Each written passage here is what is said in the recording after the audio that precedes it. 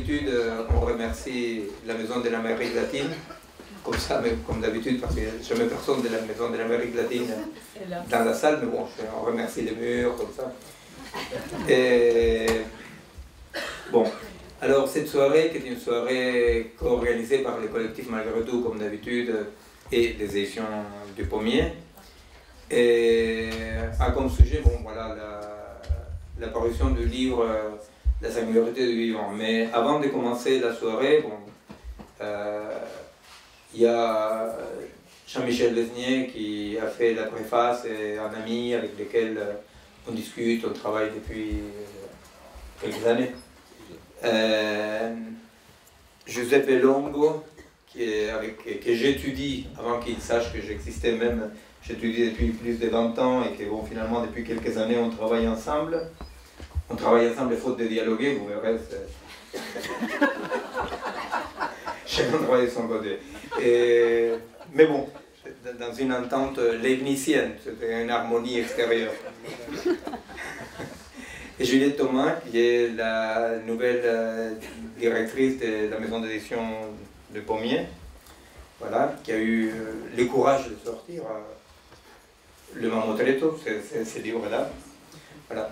Et bon, hein, pour commencer, juste un petit mot, parce que, pas la dernière fois, mais l'avant-dernière fois, quand on s'était réunis ici pour la présentation d'un livre qui s'appelait La clinique du mal-être, il y avait parmi les gens qui présentaient une chère amie, Anne de Fromentel, qui est décédée cet été. Bon, voilà, juste pour la nommer, c'est rappeler d'Anne qui était là, voilà, ça avait été une soirée très joyeuse, très intéressante, voilà, non? Et de laquelle, grâce à Christian, il y a sur YouTube, il y a, c'est comme ça, le souvenir de cette soirée, voilà. Alors, humblement, je voulais non pas dédier la soirée à Anne, parce que comme ça semble un peu trop formel, mais pour moi, voilà, la nommer. Et alors, donc, bon, je passe la parole à Juliette. Merci. Ben, moi, un court message pour te remercier, Miguel, de nous avoir fait l'honneur de venir publier au Pommier et de nous avoir fait découvrir ta pensée et la promesse que ben, ta pensée, on va la diffuser et on va la suivre sur le long terme. Voilà. Merci beaucoup. Bien, alors la problématique de la singularité du vivant semble être quand même, c'est particulier, n'est-ce pas? Là je rentre de l'Argentine dans lesquelles parmi d'autres choses qui ont à voir avec la répression actuelle au Mapuche, des disparus, bon, une activité, disons, d'engagement, n'est-ce pas? Mais à part ça, c'est vrai que je fais un séminaire à la fac de médecine de Buenos Aires dans lequel je parlais beaucoup des travaux avec Giuseppe par rapport à la singularité du vivant, par rapport à cette problématique. Et alors il y a quelque chose de très drôle pour commencer la soirée avant de passer la parole. Comme on avait dit, d'abord Jean-Michel, après je vais à Jean-Michel. Je raconte une petite anecdote dont je fais référence un peu dans le bouquin. C'est qu'il y a de ça 10 mois, on m'invitait, c'était Les Points, les hebdomadaires Les Points, qui m'ont invité à une rencontre à Nice entre différents chercheurs dans ce qu'on appelle neurosciences. Moi, de façon un peu comme ça, râleur, j'ai continué à parler de neurophysiologie, non? Mais bon. Alors, la rencontre était autour des Chinois qui avaient perdu le championnat de Go avec AlphaGo. Et alors donc, il y avait un public, non? Il y avait un public, c'est une salle très belle qui est à Nice, je ne sais même pas comment ça s'appelle. Il y avait un public, mais il y avait donc 5 ou 6 chercheurs on avait des positions différentes. Il y avait une femme très intéressante qui travaille sur la modélisation des circuits de l'affect, cerveau des affects, autres sur l'intelligence artificielle, etc. Et il y avait des Chinois qui avaient perdu contre AlphaGo. Mais les Chinois étaient très très contents parce que maintenant ils travaillaient pour l'entreprise qui avait produit AlphaGo, l'ordinateur. C'est ce qu'au Moyen-Âge on appelait les jugements des dieux, vous voyez. C'est-à-dire, celui qui gagne a raison. Et donc les Chinois, ils n'étaient pas déprimés, ils étaient contents. Et donc je racontais là à la fac de médecine quelque chose comme ça, une anecdote, mais bon, c'est l'axe, je crois, vraiment de notre travail, je crois qu'on puisse en penser, c'est que le sujet de la rencontre était voir si quelqu'un, donc c'était moi le quelqu'un parce que les autres chercheurs non, si quelqu'un voyait une différence entre les Chinois et AlphaGo. Et alors c'était très drôle parce que la dame qui tenait le bar ou le monsieur de la sécurité devait penser que c'était une réunion de barjots, n'est-ce pas?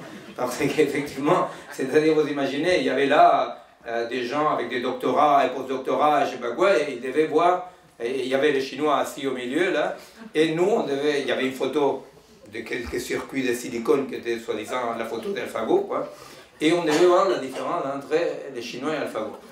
Et alors donc, bon, tous les intervenants trouvaient aucune distinction. Et, bon, c'était quand même, du point de vue esthétique, ophtalmologique, c'était un peu suspect. Et à la fin, c'était moi qui devais dire comme ça, que comme là, c'est canaille qui circule par là, qui s'appelle Laurent Alexandre.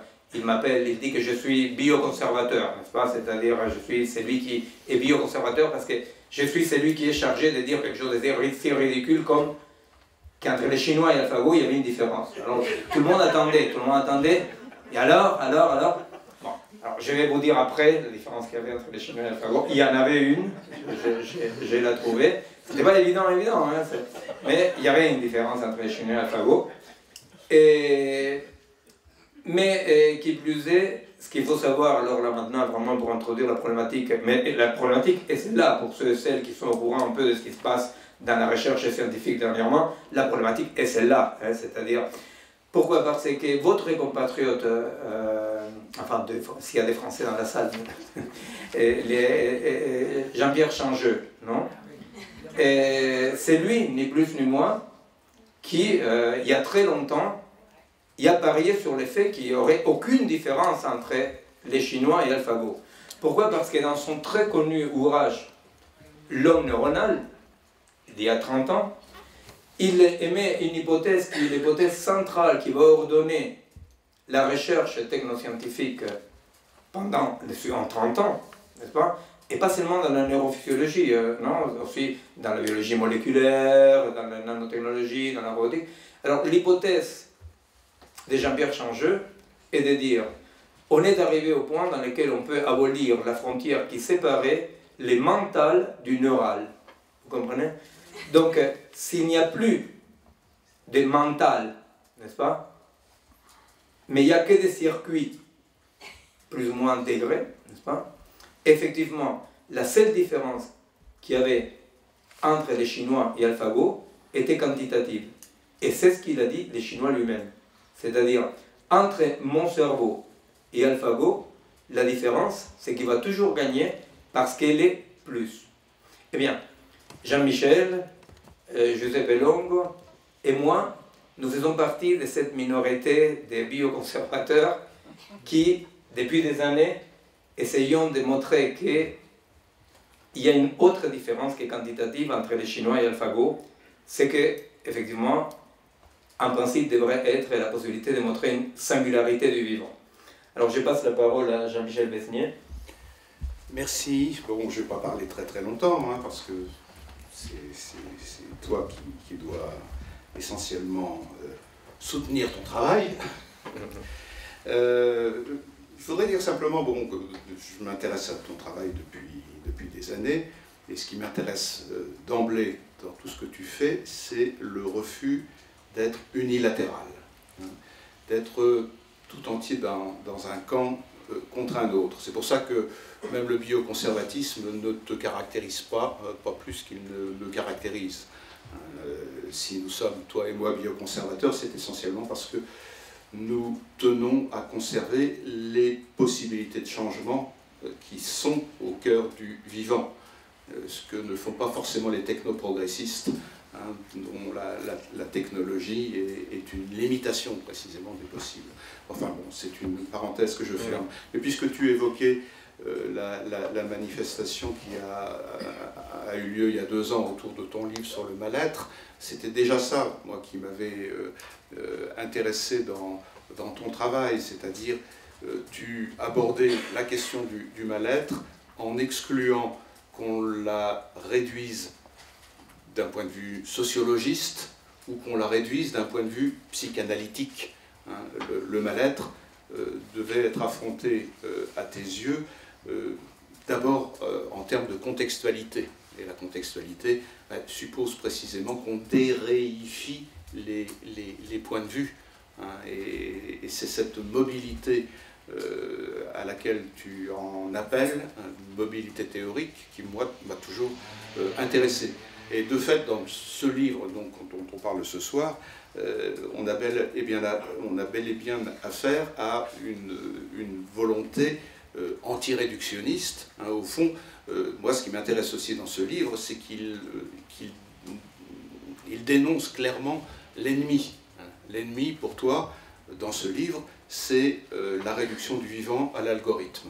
Hein, c'est cette digitalisation ou numérisation du vivant qui est installée quand même dans notre paysage intellectuel, culturel. Hein. Je vous renvoie à François Jacob, 1970, La logique du vivant, hein, dans lequel il dit clairement que dans les laboratoires où on travaille sur le vivant, on n'a affaire qu'à des algorithmes. Le vivant, c'est de l'algorithme. Bon, et c'est ça que tu ne supportes pas et que je partage complètement. Donc, ton front, ton front, donc l'ennemi, hein, c'est ce que tu appelles le poste biologique. Hein, et ce poste biologique, il est dans notre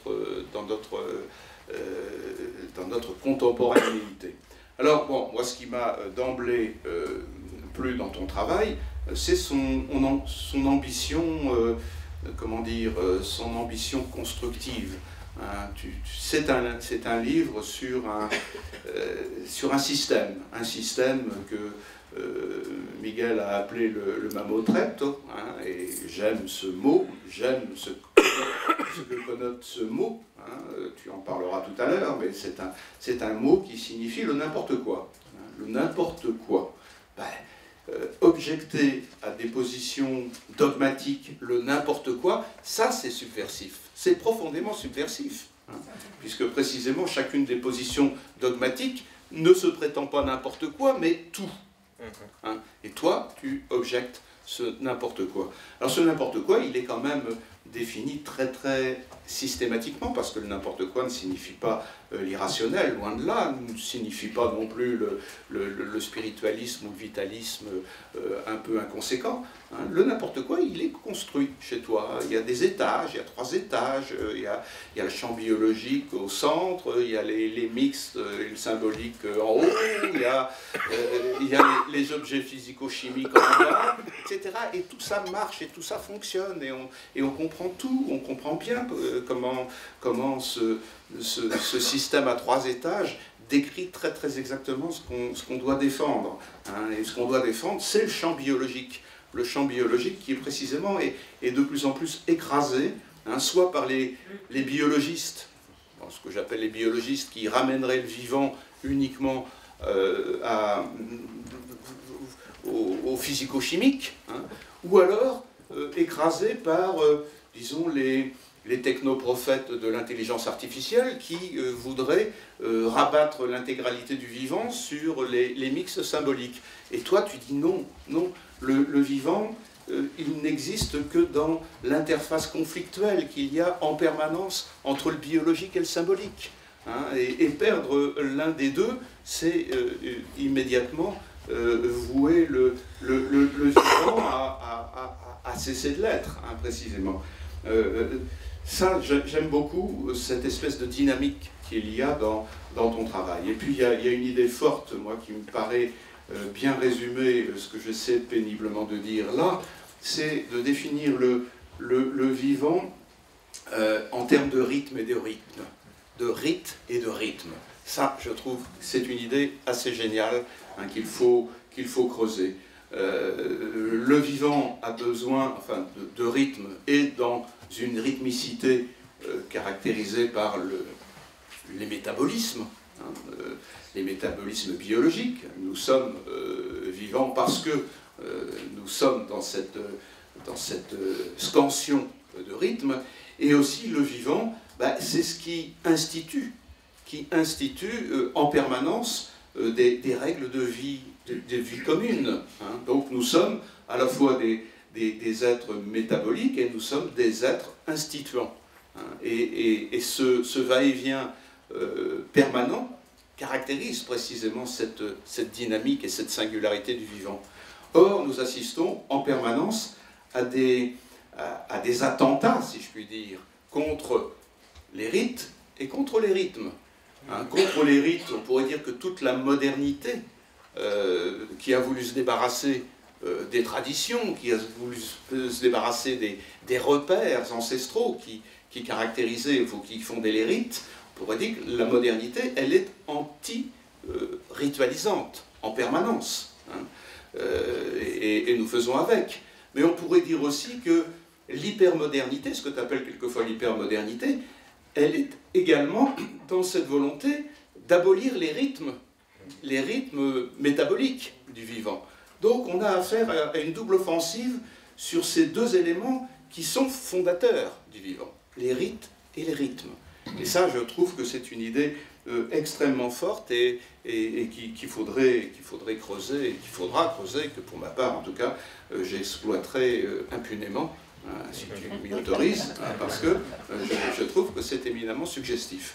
Alors voilà, je dis très vite et très approximativement les raisons qui m'ont fait m'engager dans ce travail et essayer parfois de t'aider à le débrouiller, parce que l'enthousiasme chez Miguel est quelquefois vertigineux, hein, et cet enthousiasme n'a pas toujours permis, dans l'élaboration de ton travail, de trouver les différentes scansions. Hein.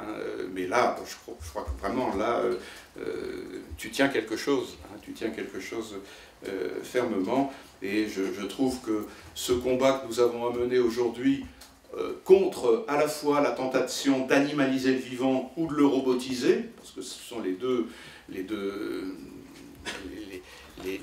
seules voies que l'on nous autorise. Les transhumanistes soit veulent bioniser le vivant et en ce sens l'animaliser, le réduire à des métabolismes, soit ils veulent l'artefactualiser, hein, le réduire à de l'intelligence artificielle et donc le robotiser.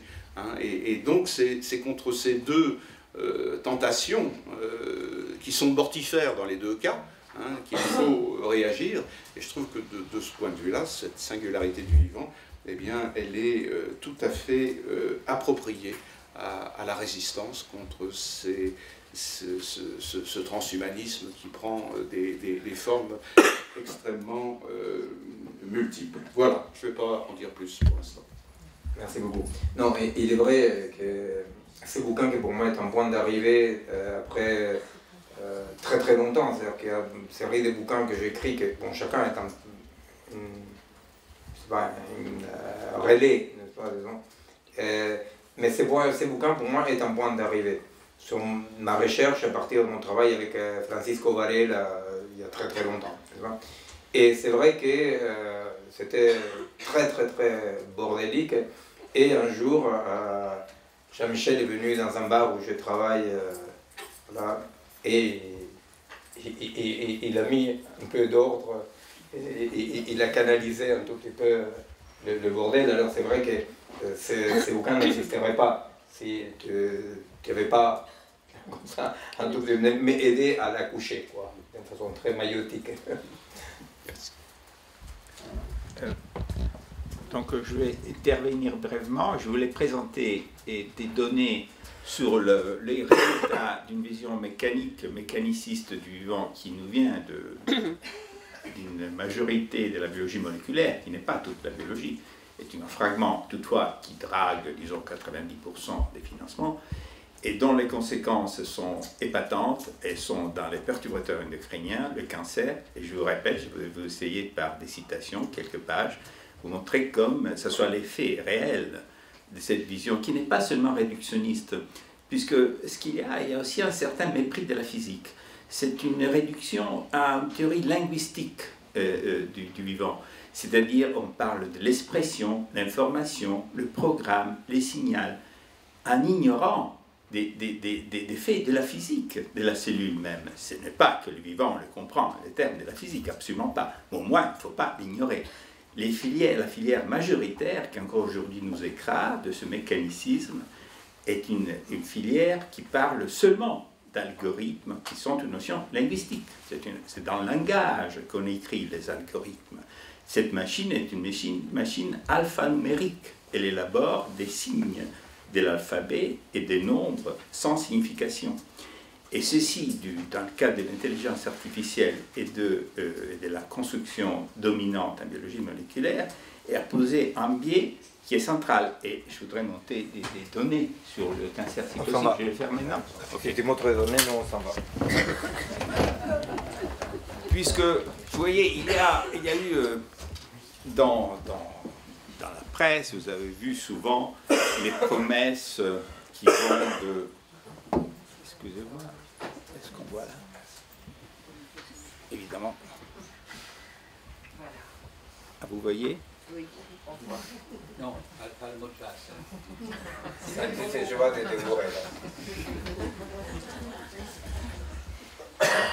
Ok. Puisqu'on nous promet en même temps la vie éternelle, et je crois que ce qui se passe, c'est exactement le contraire. C'est-à-dire nous sommes dans une phase très critique pour ce qui est le rapport à l'écosystème, tel que nous l'avons mis en place au cours des derniers 50 ans surtout. Je suis désolé, il y aura des mots en anglais, puisque c'est surtout des données. Et pour encadrer la question, ma prémisse, j'ai surtout travaillé dans les mathématiques et l'informatique. Donc, venant dans cette heure où la notion d'algorithme est au cœur de l'analyse scientifique, voir ces abus en biologie moléculaire et intelligence artificielle, ils sont tout à fait parallèles. C'est quoi le sens profond? Cette vision d'un monde qui suit la règle. Il faut suivre les instructions. Pensez-vous qu'il y a des gens, un type qui s'appelle Wolfram, qui a fait de l'excellente programmation, mais qui ne connaît pas la théorie générale des algorithmes, qui nous raconte que l'univers tout entier suit la règle. Donc une pierre tombe puisqu'elle est programmée pour tomber, hein, vraiment. Or, vous savez, les physiciens s'en foutent, puisque les physiciens aujourd'hui disent qu'une pierre tombe pour raison de symétrie, ce qui est très beau. C'est la relativité qui unifie la gravitation et l'inertie, permet de voir l'inertie comme principe de conservation, qui est une symétrie.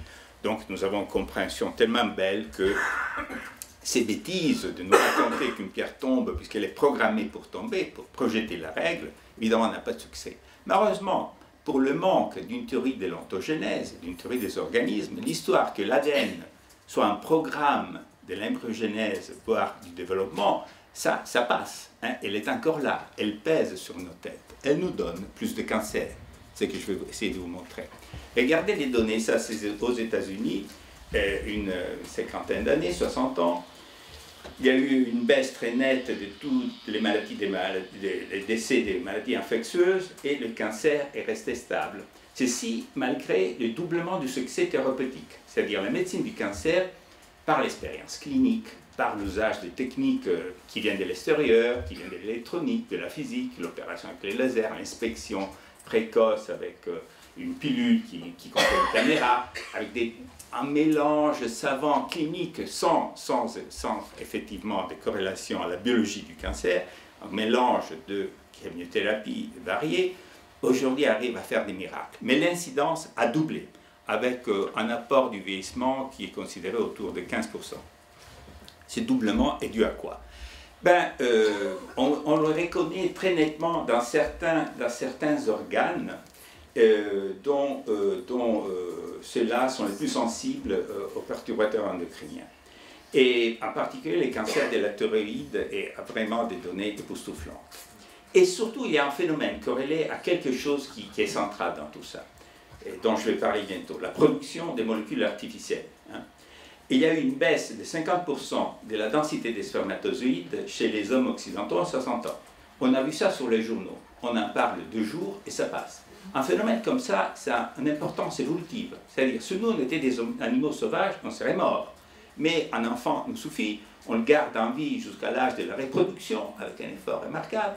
Et puis, on fait de plus en plus des fécondations artificielles, ça c'est clair. Alors, on tient bon, mais pas longtemps. Il y a des seuils critiques. Si ça continue à baisser, un seuil critique au-dessus duquel il n'y a plus de fécondation, ça va arriver. Et peut-être c'est pas loin, on ne connaît pas.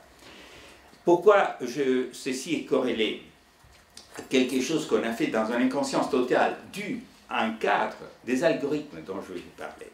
On a produit au XXe siècle 82 000 molécules artificielles. On les a placées dans l'écosystème. Heureusement, les congrès américains ont fait faire une analyse. Ce décomptage n'est pas si simple. Il y a eu un grand engagement d'une centaine de scientifiques. Un des plus connus, c'est celui qui a été mis en évidence par des collègues avec qui je collabore, Anna Sort et Carlos Sonnechen, auquel je dois depuis 10 ans ce que j'ai appris sur la biologie du cancer. Et le bisphénol A, qui maintenant est interdit 20 ans après leur découverte, qui n'est pas seulement un perturbateur endocrinien, mais un cancérogène. Et il était produit en 2 millions de tonnes, il était présent dans toutes les plastiques alimentaires. Vous comprenez, on se fait des ennemis quand elle produit des effets carcinogènes. On leur a dit de tout, y compris qu'elle était produite de façon naturelle par la levure de bière. Et heureusement, d'autres gens ont découvert qu'il était produit par les bacs en plastique qui contenaient la levure de bière. Mais pourquoi cela est arrivé? Ce n'est pas seulement question de l'industrie qui l'a produit, mais d'un cadre théorique totalement foiré de la vision mécanique des algorithmes du programme génétique. On leur disait, mais non, mais ce n'est pas possible. La molécule du bisphénol A n'est pas stéréospécifique, c'est-à-dire n'adhère pas exactement par forme et par affinité chimique au récepteur cellulaire pertinent de l'estrogène qu'il perturbe. Donc, de petites doses, en plus, cette absence de stéréospécificité n'a pas d'importance. Ça, c'est faux, c'est tout à fait faux, puisque ce qui compte, ce sont les affinités. Est-ce qu'on n'entend plus? Appuyez sur le micro fixe, peut-être. D'accord. Puisque les affinités chimiques basses ont une importance, il y a des effets non linéaires, c'est-à-dire que ce qui se passe avec les mélanges de plusieurs produits, c'est que les doses n'ont pas un effet linéaire, mais non linéaire, comme ça. Donc c'est très difficile de cerner le point où ça commence à devenir dangereux. Les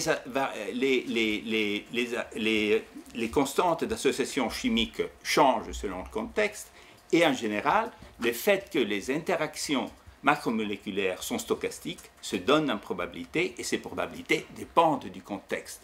On change le contexte chimique, change les interactions macromoléculaires. Et ceci, la physique chimique le sait depuis les années 50, mais c'était nié par la filière dominante de la biologie moléculaire. Et qu'est-ce qu'on disait dans cette filière, dont Monod et Jacob sont des grands représentants? On nous a dit que la cellule est un mécanisme cartésien, autonome, exact, indépendant des influences extérieures. L'interaction macromoléculaire stéréospécifique, exacte, est nécessaire pour expliquer la structure du code, l'algèbre booléenne, comme dans un ordinateur. Donc, dès la théorie qu'il proposait de l'ADN comme programme, de la mécanicité exacte, cartésienne, logique et booléenne, comme dans un ordinateur, ils ont dérivé la stéréospécificité exacte des macromolécules qui interagissent dans l'organisme et qui étaient déjà fausses en physique chimie. Ils ont nié ces évidences pour imposer cette théorie. Et ceci a passé, puisqu'ils avaient découvert des mécanismes formidables. Il ne faut pas nier que la lostérie, l'opéron lactose, ce sont des découvertes de mécanismes, comme le dogme central de la biologie moléculaire. L'autre grande remarque de Crick, il a découvert la structure de l'hélice, mais ces découvertes, ces mécanismes ont été immergés dans une théorie totalement erronée, ancrée sur cette vision, encore une fois, de la règle formelle qui conduit le monde, conduit l'organisme en particulier à travers le pilotage exact par l'ADN. Donc, pourquoi cela a des conséquences? Puisque face typiquement aux perturbateurs endocriniens, qui sont certainement parmi les causes majeures, ils cherchaient les signaux qui déprogramment. Et ça n'existe pas, puisque ça change l'écosystème, ça change les interactions de façon indirecte en perturbant les interactions macromoléculaires, ça remplace avec des basses probabilités les hormones qui agissent sur les cellules. Il les remplace avec des basses probabilités, ce qui était nié, puisque dans une machine, il n'y a pas des choses qui se passent à basse probabilité. Quand vous lancez un programme, ça marche en général. Hein. Il n'y a pas, s'il y a du bruit, il est évité. L'informatique est bonne dans cela, il n'y a pas de bruit. Hein. Et voilà, c'est quoi ces cadres vraiment furieux qui nous poursuit encore maintenant, hein, cette histoire d'arriver à raconter. Gilbert, c'est un des personnalités majeures de la biologie moléculaire aux États-Unis, un des protagonistes du décodage de l'ADN. Encore une fois, techniquement, c'est formidable, c'est très bien qu'on ait de l'ADN. Les chromosomes sont très importants. Vous vous rendez compte, c'est la trace physico-chimique de l'histoire de l'évolution, c'est pas rien. Mais il faut l'intégrer à l'organisme, il faut le voir dans la cellule. Et donc, on arrive à dire ces choses-là. Vous voyez, une fois qu'on aura décodé l'ADN, on va transférer cela dans un CD-ROM et on dira, ça c'est un être humain, ça c'est moi. Hein? Ça c'est au cœur de tout ce dont on discute ici. Et la sélection a comme objectif seulement l'information génétique et les organismes ne sont que des véhicules. Ça, c'est un grand texte très lu dans les universités de partout dans le monde. Donc, en conséquence, on trouve dans les revues Nature, Science, les gènes de la fidélité conjugale. Ça, je pourrais vous parler longtemps puisque une collègue a analysé de près la méthode expérimentale, les gènes de la longévité, les gènes de l'obésité. Ça aussi, une copine y a travaillé. Elle m'a dit, tu sais, on était là, on a vendu ça à une industrie pharmaceutique il y a 2 ou 3 ans. Et ça, c'était 2000. Elle m'a dit, maintenant, l'arnaque a été passée à une autre industrie pharmaceutique. Et nous, on le paye dans le médicament, en plus du fait de l'aveuglement face à ces phénomènes qui étaient en train de se passer. Hein. Maintenant, je termine avec 2 ou 3 autres transparents, en vous citant encore qu'est-ce qui s'est passé quand il y a eu ce décodage de l'ADN. Encore une fois, du point de vue technique, mais c'est formidable, c'est incroyable. Mais des dizaines, des centaines d'articles, et des collègues qui avaient travaillé cela ou qui l'utilisaient ont commencé à dire « mais non, on va tout comprendre ».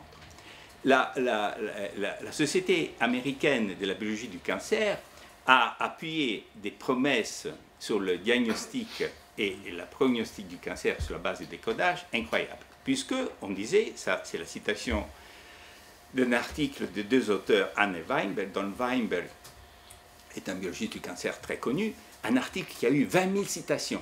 En disant 20 000 citations, c'était la marche triomphale. Ils ont dit, maintenant on a décodé, en 15 ans, on va battre toutes les formes de cancer, en 15 ans. Et d'autres disaient, en 2-3 ans, tout diagnostic, prognostic de cancer se fera en décodant l'ADN des tissus cancéreux. Encore aujourd'hui, après 17 ans, seulement l'histologue, en regardant au microscope optique, reconnaît la métastase, qui est la caricature du cancer primaire. Seulement l'histologue peut faire cette analyse s'il est bénin, s'il est malin. On ne comprend absolument pas ces caractéristiques du cancer en regardant l'ADN. Après 17 ans, ils ont promis, et quel est l'effet?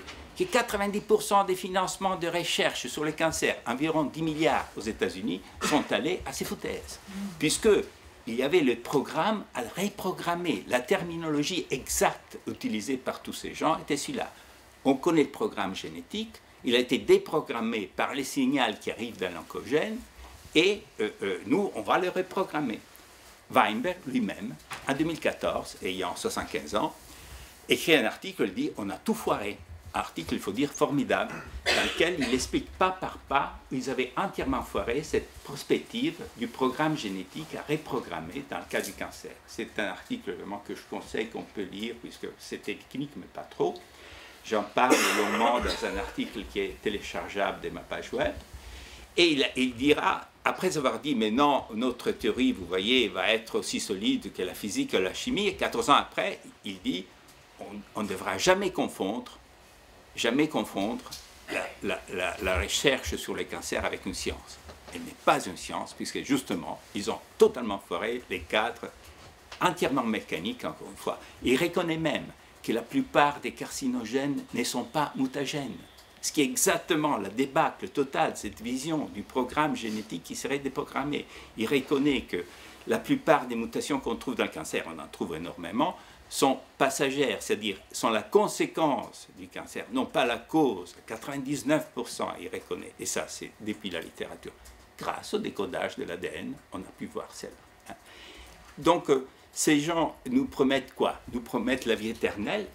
Ils sont en train d'être un obstacle contre d'autres parties de la médecine qui marchent. Les antibiotiques, c'est formidable. Il y a plein de choses qui, heureusement, vous avez vu la baisse des maladies infectieuses, la baisse de la mortalité, il n'y a pas de doute. Il y a l'hygiène et plein d'autres choses qui marchent. Mais eux, ils ont été un obstacle à la compréhension. Ils ont même nié face à l'évidence des perturbateurs endocriniens grâce à une théorie qui était dérivée de cette vision algorithmique du vivant. Et l'autre produit époustouflant du dogme central, qui encore une fois est une conséquence de cette histoire de dire toute l'information de l'ADN, qui comme un programme se propage à l'ARN et aux protéines. Hein. Conséquence de cela, le dogme central, on a eu les OGM. Les OGM, ce sont les enfants directs du dogme central, puisqu'ils ont dit, nous, on va piloter exactement l'organisme dans l'écosystème en le programmant de façon correcte. Hein. Rappelez-vous ce que je disais, donc ce n'est qu'un véhicule, donc il faut le conduire. Et on va mettre un homme, a fortiori une plante, sur un CD-ROM. Hein. Mais qu'est-ce qui se passe? Que la résistance aux pesticides a plein d'effets collatéraux. Il y a il y a 6 produits OGM, effectivement, ce qui n'est pas beaucoup, puisque dans les labos, ils en font des milliers. Seulement 6 ont une résistance à moyen terme. Tous les autres font n'importe quoi, ils ne sont pas viables. Et ce qui se passe, la chose la plus grave, qui apparemment c'est de loin ce qui sera la conséquence à moyen terme la plus grave, c'est que ces produits sont en train de changer la flore des microbes et la faune des microbes sur les racines. Donc c'est l'humus qui est en train de changer. Et ça, c'est un effet dont on ne sortira pas rapidement. Bon, maintenant, je voudrais faire d'autres considérations un peu plus informelles, mais voilà des références. En tout cas, si vous allez sur ma page web, parmi les articles téléchargeables, vous trouvez un article de réflexion sur cette situation, qui pour quelqu'un qui vient d'une autre science, voire un scientisme d'une vulgarité immense, puisque quand on demande aux biologistes moléculaires « mais qu'est-ce que tu entends par information au programme ?» on voit qu'au plus, il connaît un article de 1999 d'un Maina Smith, qui est un très illustre d'entre eux pour l'évolution, où il dit « ah non, il faut donner une notion rigoureuse d'information ». Alors il parle de 2 filières d'information. Un, c'est Shannon, communication, l'autre c'est Turing, élaboration de l'information. Il dit, entre les deux, nous devons choisir les côtés Shannon, puis il prend un exemple et il se trompe. Il prend un exemple qui plutôt appartient à la théorie de l'élaboration de l'information. L'entropie et la complicité sont covariantes au lieu d'être contravariantes de l'autre. Le seul article, il y a une tentative scientifique de donner un cadre scientifique à cette pensée qui foire totalement l'algorithme chez le vivant est erronée. Hein. Et on est à un niveau où une perte de scientificité. Pour ça, nous sommes en train d'organiser un petit groupe de mathématiciens très fâchés contre ces abus, ces usages de mots qui prétendent être scientifiques pour couvrir une absence de pensée. Puisqu'encore une fois, dans les labos, ils ont mis en évidence des mécanismes importants, des structures chimiques très importantes, encadrées dans cette pensée de la règle formelle, hein, qui devrait remplacer le réel, de facto, totalement, dans le cas de la biologie moléculaire comme dans l'intelligence artificielle. Alors nous, on fait une réunion. Venez, s'il vous plaît, puisqu'on est des matheux, mais on essaye d'avoir le confort d'un public un peu plus vaste, puisqu'il faut encourager les collègues qui sont là aussi à Rue d'Ulm à penser différemment. Il y en a. Mais ce n'est pas évident, puisqu'on est écrasé par ces histoires de gros financements, de gros projets qui vont toujours dans ces directions qui sont tu la vis, littéralement, tu la vis. Ok.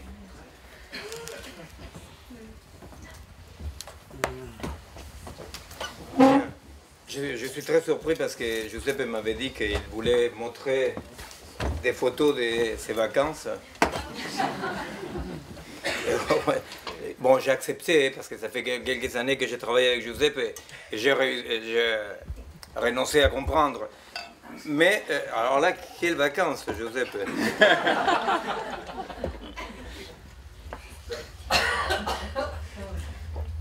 Bien. Au fait,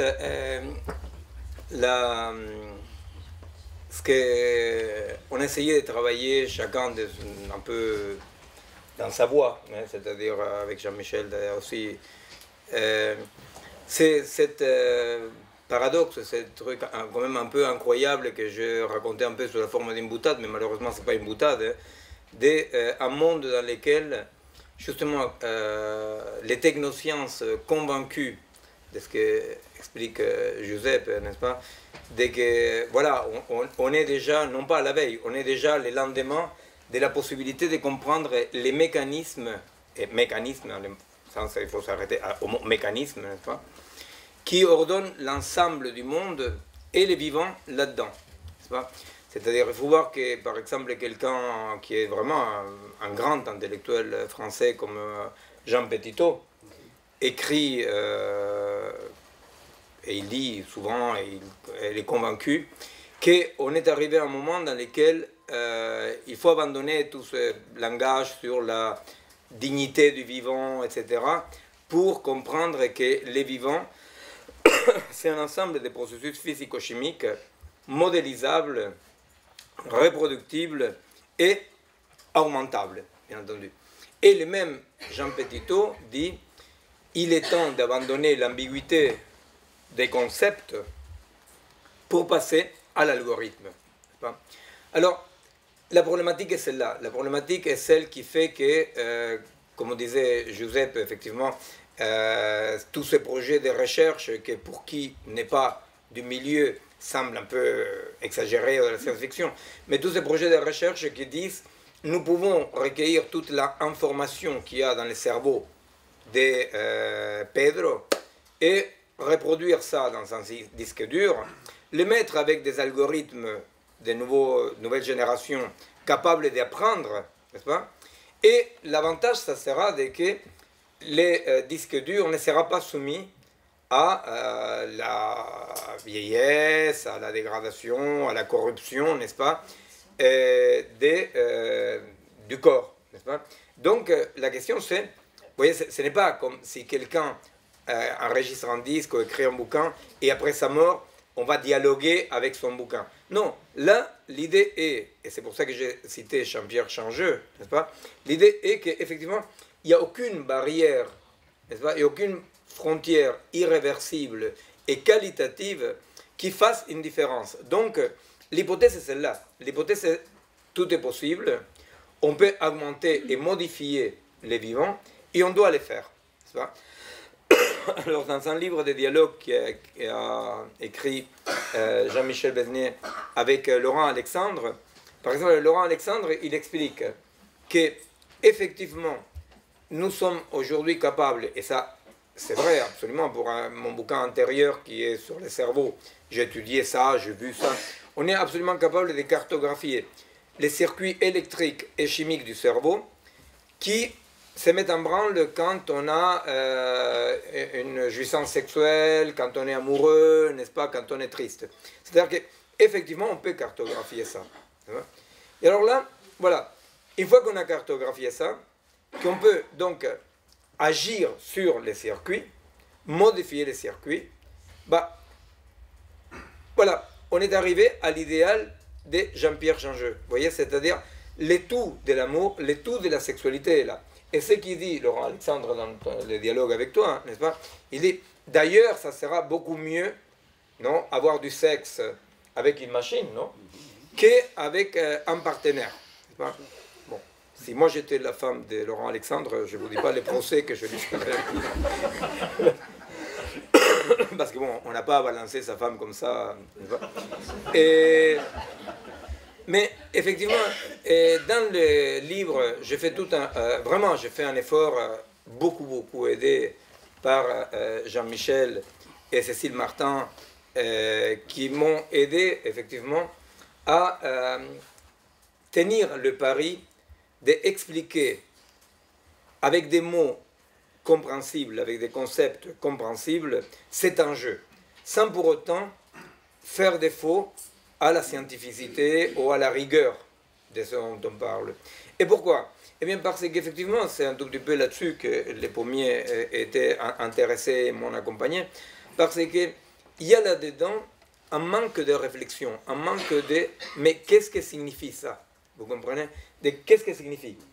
Il y a peu de temps, quand j'ai présenté à Milan mon bouquin « Le cerveau augmenté, l'homme diminué ». Non? Et alors, c'était très drôle parce que c'était le syndico, le maire de Milan, qui est de la gauche, bon, ce qui reste de la gauche, qui organisait la soirée. Et alors donc, l'évêque de Milan, il a dit, mais moi aussi je vais participer. Non? Alors donc, c'était donc Camillo Don Pepone, non? C'était, alors, je l'ai dit, les Italiens sont très sympas, ils sont rigolés. Mais quand j'ai fini, l'évêque parle, il dit, nous sommes absolument d'accord avec Miguel, non? C'était inquiétant parce que déjà c'était vendredi soir, c'était Shabbat, alors que l'autre ego il dit qu'il était d'accord avec moi. Alors, donc on est tout à fait d'accord avec Miguel. Effectivement, il y a quelque chose qui n'est pas réductible à l'algorithme, qui n'est pas réductible à... Et on les voyait venir, n'est-ce pas? C'est-à-dire, et alors moi je dis bon merci beaucoup Monseigneur. Et il y a effectivement une différence, simplement moi ça fait 30 ans que je travaille dans la recherche pour essayer de montrer que la différence, elle est interne à l'organisme, n'est-ce pas? Et quoi que semble incroyable, c'est le défi aujourd'hui, pas gagné du tout pour le moment, ni pour notre culture, ni pour la recherche scientifique, voyez? Parce que, bien que pour les Kidam, l'idée de le chinois et la machine, c'est une évidence, dans notre comportement quotidien, c'est pas du tout comme ça qu'on se comporte, vous voyez. Dans notre comportement quotidien, on est en permanence hybridé avec des machines, et des circuits et des comportements augmentatifs qui, de façon tout à fait ludique, opèrent une délégation de nos fonctions physiologiques vers des machines, vous voyez, à tel point que nous assistons à une dislocation des processus du vivant. Moi, je l'ai travaillé en cerveau, mais pas que dans le cerveau, n'est-ce pas? Des dislocations dans lesquelles des segments du vivant font partie des réseaux techniques, vous voyez. Et pour vous donner une idée, quand j'ai sorti le bouquin Le cerveau augmenté, j'ai fait un dialogue avec Laurent Alexandre, n'est-ce pas, que Christian avait filmé, il est sur YouTube. Et alors moi, je me disais, bon, Laurent Alexandre, il va me casser les pieds avec que certaines recherches ne sont pas très exactes. Pas du tout. J'étais en train d'expliquer comment la délégation des fonctions du vivant et du cerveau vers les machines simplifiait, comme est le titre d'un de tes bouquins brillantissimes, n'est-ce pas, L'homme simplifié, simplifier le cerveau, et qu'on était en train de vivre un changement très très important, culturel et biologique, qui faisait que les fonctions jusque-là réservées au vivant et à l'homme, allaient être remplies par des machines. Alors moi je me suis dit, bon là les mecs, il va me tomber dessus, il va me montrer que non, que... Et la réponse de Laurent Alexandre était encore plus flippante. Il me dit, mais oui Miguel, et alors? Vous voyez? Eh bien c'est exactement ça la position, vous comprenez? Et alors? C'est-à-dire, si effectivement nous sommes face à une société qui par la méconnaissance des singularités des processus organiques du vivant, ne peut plus faire la différence entre les soubassements matériels, qui effectivement se met en branle, quand il y a un acte sexuel, quand on est amoureux, etc., et à quoi on appelle l'amour, à quoi on appelle le sexe, la sexualité, vous comprenez? Si nous ne pouvons pas faire la différence, c'est très très grave. Or, croyez-moi, on dit d'une façon trop rapide, oui, il y a la différence, on se comporte, les scientifiques dans la recherche et les usagers que nous sommes, on se comporte exactement d'après les vœux de Jean-Pierre Jean-Jeu. Vous comprenez? On délègue des fonctions et on ne se rend pas compte à quel point on est en train de simplifier des mécanismes dans cette vision augmentative. L'éducation de nos enfants, la médecine. Bon, donc, mon travail est un travail qui a plusieurs années.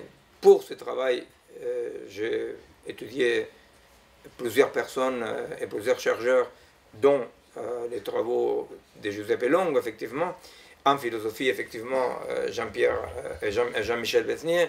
Et effectivement, j'ai travaillé avec beaucoup de gens, j'ai travaillé en direct avec beaucoup de gens, mais mon objectif, c'est pour ça que je dis que ce petit bouquin est un point d'arrivée pour moi, mon objectif était d'arriver à construire un modèle organique compréhensible, hein, c'est-à-dire il y a cette préoccupation pour laquelle j'étais aidé, effectivement. pour que les bouquins soient un bouquin dans lequel il suffit de savoir lire pour comprendre et avoir le désir de lire ça, n'est-ce pas? Pourquoi? Parce que ce n'est pas de la vulgarisation, vous comprenez? C'est du partage. C'est du partage. Parce que c'est-à-dire, par rapport à tout ce magnifique progrès technique, n'est-ce pas? Mais il y a des significations qu'on laisse de côté. Mais qu'est-ce que signifie ça? Pourquoi? Eh bien parce qu'une des singularités du vivant, c'est que les processus dans lesquels ils vivent ont du sens pour les vivants. Vous voyez? Ont du sens pour les vivants. Alors, dans ces bouquins, effectivement, l'aboutissement pour moi, et que, comme tu le dis dans ta préface, est à la fois un nouveau départ, hein, mais est un aboutissement. Pourquoi? Parce que j'ai construit petit à petit, depuis des années, ce qui pour moi est un modèle organique, hein, pas un modèle dans le sens d'un modèle digital, hein, un modèle dans le sens classique, hein, d'une référence à des processus de la réalité. Dans ce sens-là, un modèle, avant que les mots modèle soient absolument monopolisés par l'informatique, un modèle voulait dire aussi une théorie. Pourquoi une théorie? Parce que c'est une sorte de constat, n'est-ce pas, sur des invariantes des processus de la réalité sur lesquels on peut prévoir des choses, on peut dire des choses, on peut comprendre des choses. Donc, c'est un modèle avec des hypothèses théoriques, n'est-ce pas, sur comment nous pouvons aujourd'hui penser cette singularité organique du vivant. Qui dit organique ne veut pas dire biologique, n'est-ce pas? Parce que si bien tout le biologique est organique, l'organique est un principe d'organisation, n'est-ce pas? Ça ne veut pas dire biologique. Le biologique est organique, mais l'organique aussi organise la langue, l'urbanisme, n'est-ce pas? C'est-à-dire que l'organique est un principe d'ordre qui fait que l'alphabet n'est pas les quichottes, vous voyez? C'est-à-dire qu'effectivement, il y a quand même des niveaux et des frontières, sans déplaise à Jean-Pierre, il y a des frontières entre les processus matériels, il y a des frontières entre l'alphabet et les quichottes. Hein? Vous connaissez... il y a peu de latinos, malgré la maison de l'Amérique latine, mais vous connaissez peut-être les passages de Borges dans lesquels il dit qu'on peut donner à un singe éternel une machine à écrire, non? Et qu'aléatoirement il tape, jamais il écrira un chapitre de Quichotte. Eh bien, vous comprenez? C'est-à-dire, cette frontière qui est une frontière factuelle, vous voyez? Cette frontière qui n'implique pas une discontinuité matérielle, n'implique pas une discontinuité de substance, mais une discontinuité de fonctionnement. J'essayais d'expliquer comment, effectivement, si bien les corps biologiques et nos cerveaux sont faits des molécules qui sont absolument pareilles que les molécules de l'inerte, n'est-ce pas, des objets inertes. Eh bien, l'organisation de cette molécule-là n'impliquait pas donc une différence de substance, mais une discontinuité de fonctionnement. Qui est une discontinuité de fonctionnement entre les vivants et l'inerte? Qui est une discontinuité de fonctionnement entre l'amour et les processus chimiques de l'amour?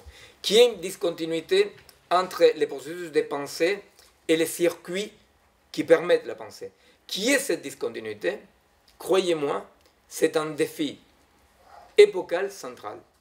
Si nous ne sommes pas capables aujourd'hui de comprendre cette discontinuité, eh bien, le problème c'est que l'hybridation entre les artefacts et les organismes n'est pas un futur, est déjà faite. Nous sommes tous hybridés. Et tout mon travail sur le cerveau, c'était pour montrer comment la simple utilisation par promiscuité avec des appareils digitaux, nos cerveaux changent physiologiquement d'abord et anatomiquement par la suite. C'est-à-dire qu'il y a des changements, n'est-ce pas? Et on est tous hybridés. On est tous hybridés, n'est-ce pas? Bon. Or, donc la question, ce n'est pas de regarder le futur avec un rétroviseur, n'est-ce pas? La question, c'est de dire, on est dans une bifurcation encore possible. Cette bifurcation est, l'hybridation est un fait. Or, cette hybridation est une hybridation un peu aberrante. Pourquoi? Parce qu'hybrider, ça veut dire qu'il y a deux entités différentes qui, en s'articulant, font une troisième. Or, comme le dogme central de la technoscience actuelle est qu'il n'y a pas de différence de nature entre le vivant et l'artefact, la recherche ne tient pas compte aucune singularité du vivant qui disent il y a une hybridation, vous comprenez? Il n'y a pas hybridation, il y a colonisation, parce que nous sommes convaincus, par exemple, que la fonction calculante du cerveau est le cerveau. Et alors on ne cherche pas, n'est-ce pas? On ne cherche pas, on ne se dit pas qu'est-ce qu'il y a de pas algorithmisable dans le cerveau. Je vous dis comme ça, juste en passant, pas seulement dans les vivants, il y a du non algorithmisable, mais déjà Turing disait, dans l'arithmétique, il y a du non calculable. Vous imaginez, dans l'arithmétique, il y a du non calculable. Alors mon travail est un effort pour essayer de dire, bon voilà, hein, d'une façon compréhensible, et pour les techniques, parce que dans les bouquins, ce qui est drôle, ce n'est pas de la vulgarisation, parce qu'il s'adresse aussi aux chercheurs qui ne tiennent pas compte de ces enjeux-là, vous comprenez? Ça s'adresse à n'importe qui sache lire, et l'effort c'était ça, mais aussi ça s'adresse aux chercheurs pour dire, mais regardez, il y a ces questions-là que vous êtes en train de ne pas voir. Alors, de ce point de vue-là, effectivement, si nous ne sommes pas capables aujourd'hui de dire, bon, effectivement, il y a du singulier dans les vivants, s'il y a du non modélisable, si pas tout est transparent, bah, le danger tout bêtement est qu'il y a un écrasement de cette singularité parce qu'ignorée. Or, qu'est-ce qui se passe vraiment avec les chercheurs? Qu'est-ce qui se passe avec, comme ça dans les labos? Quand vous parlez avec un biologiste moléculaire, moi j'ai travaillé avec un petit laboratoire de biologie moléculaire à Buenos Aires, à l'université de Quilmes. Alors, pour commencer à travailler avec eux, j'essayais de les montrer que la problématique, vous savez, la biologie moléculaire, c'est l'hypothèse de base que le tout du vivant est un assemblage des parties élémentaires. Hein, c'est-à-dire c'est le monde Lego, pour dire comme ça. Bon. Alors moi, pour commencer à parler avec eux, j'ai commencé à travailler avec eux pendant quelques années. J'ai commencé par, pendant quelques mois, travailler sur l'art contemporain, en montrant comment l'hypothèse de la dislocation des formes n'était pas une hypothèse propre à la biologie. Au contraire, l'idée de que le tout n'était que des parties, n'est-ce pas, était une idée de l'époque, et que surtout avait commencé d'abord dans l'art. Bon. Alors quand j'ai parlé avec les jeunes biologistes moléculaires, qui d'ailleurs avaient demandé de travailler avec moi, effectivement, et ils vous disent, et tout le monde vous dit, mais bien entendu que ce n'est pas tout calculable, mais bien entendu que le génome ne peut pas marcher, bien entendu, c'est-à-dire que quand vous parlez, il y a quelque chose qui est très particulier, c'est-à-dire que c'est plein de, mais bien entendu, vous voyez, c'est-à-dire que dans le couloir d'un congrès de biologie et de synthèse, par exemple, la dernière fois que je participais à un congrès de biologie et de synthèse, dans le couloir, mais les bien entendus fusent. Et alors, qu'est-ce qui se passe au fait? Eh bien, moi, je crois que ce qui se passe, c'est que nous sommes en présence de l'invasion d'un irrationnel métaphysique dans la tête des chercheurs et de notre époque.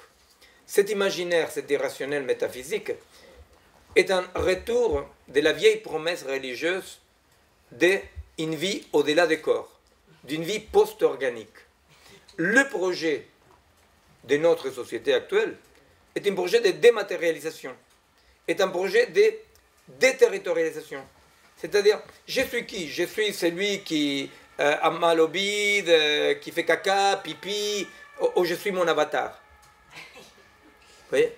Ah ben, je peux être mon avatar, c'est la promesse, vous comprenez? Or, cette promesse est la promesse de la caverne de Platon, vous voyez?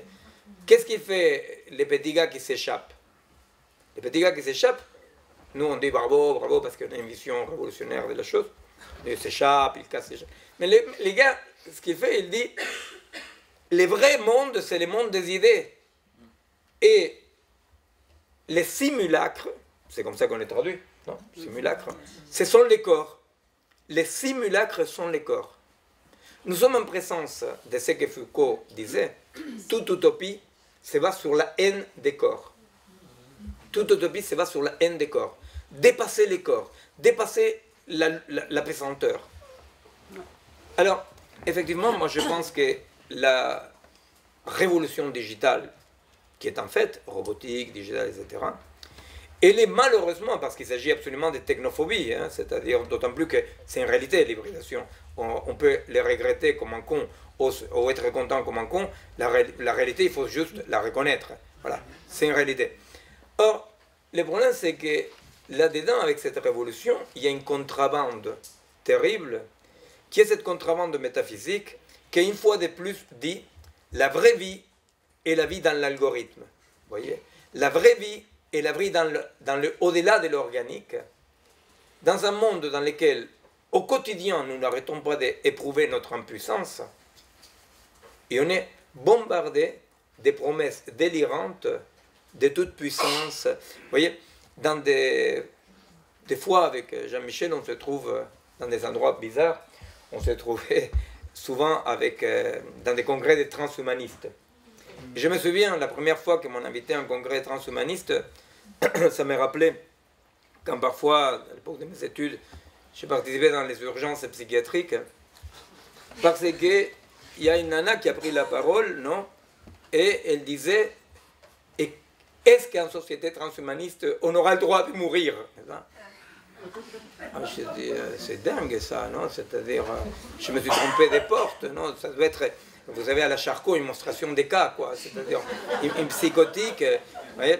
Et en plus, du coup, en tant que ressortissant du tiers-monde, ça me remplissait de fierté parce que, du coup, le tiers-monde, là-dessus, il y avait plein de droits pour une fois, parce qu'au tiers-monde, on crève librement, alors aucun problème, n'est-ce pas? C'est-à-dire en Afrique, ils sont pleins de droits, ils meurent même à tout âge, ils meurent, n'est-ce pas? En tant que les pauvres occidentaux, ils allaient être transhumanisés, et après, ils n'allaient pas pouvoir mourir, les pauvres. Ah bon. Alors, vous comprenez, c'est-à-dire, ça c'est la Singularity University, c'est les milieux des conférences TEDx, c'est la Silicon Valley, mais ça détend petit à petit, vous comprenez? Cette idée de qu'on va dépasser l'organique. Cette idée, par exemple, qu'est-ce qui se passe avec les OGM? Bien entendu qu'on ne va pas dire qu'il ne faut pas faire des recherches sur les génomes. Simplement, ce qui se passe là-dedans, c'est qu'il existe tout bêtement des angles morts, mais des angles morts tellement évidents que les chercheurs ne peuvent pas les ignorer, vous voyez? Mais qu'est-ce qui pousse donc l'industrialisation de cette recherche? Qu'est-ce qui pousse la recherche? Certes, c'est les sous, mais je vous assure, il y a quelque chose de plus fort que les sous, c'est que nous vivons dans un monde que sous des formes très techniques et algorithmiques est un monde qui a renoué avec la promesse de que la vraie vie est dans l'au-delà. Et notre question, c'est ça, notre question, c'est nous sommes des corps. Quelle est la singularité du corps? Quelle est la singularité des vivants? Et il s'agit de défendre les corps. De défendre des corps situés. Les cerveaux ne pensent pas. Vous voyez? Un cerveau ne pense pas. Vous savez, c'est très intéressant tous les travaux qui existent aujourd'hui sur le biotope intestinal, qu'on l'appelle même le deuxième cerveau. N'est-ce pas? Parce qu'effectivement, on a trouvé la possibilité de modéliser, c'est-à-dire, voilà, il a acquis les lettres de noblesse. On a modélisé l'interaction entre les bactéries du biotope intestinal et le fonctionnement du cerveau. D'accord? Alors, les cerveaux ne pensent pas. Les cerveaux, situés dans un corps situé dans un espace, dans une histoire, dans un territoire, dans la pesanteur que la nouvelle promesse réactionnaire nous propose de dépasser. Alors, la question qu'on me pose et qu'on peut se poser, c'est de dire si effectivement le projet transhumaniste, le projet de la biologie de synthèse de remplacer les bases de l'ADN, n'est-ce pas, pour d'autres bases chimiques, n'est-ce pas, c'est-à-dire que tout est possible, n'est-ce pas? Si cette utopie-là, on me dit, si cette utopie-là n'est pas faisable, pourquoi tu t'inquiètes? Eh bien, moi je m'inquiète parce que jamais dans l'histoire de l'humanité, les dangers étaient l'utopie, mais les processus qui se mettaient en branle pour arriver à l'utopie. Vous comprenez? C'est-à-dire, c'est pas parce que, j'espère ne pas vous décevoir, mais très probablement Dieu n'existait pas, mais bon, prenez-le avec calme, mais c'est pas parce que probablement Dieu n'existe pas, vous voyez, que l'Inquisition, les croisades, les églises, et bon, les papas Francis, disons quand même, et voilà, n'existaient pas, vous comprenez? C'est-à-dire que l'utopie finale est juste un récit. Ce qui est inquiétant sont les processus qui se mettent en branle en suivant cette utopie-là. Alors, il est très important aujourd'hui d'essayer de comprendre dans quelque chose qui est une sorte d'alliance. Vous voyez, c'était l'effort qu'on a fait, et on a fait, parce que c'était vraiment collectif, j'étais beaucoup aidé. L'effort qu'on a fait dans ces bouquins, et que vraiment c'était...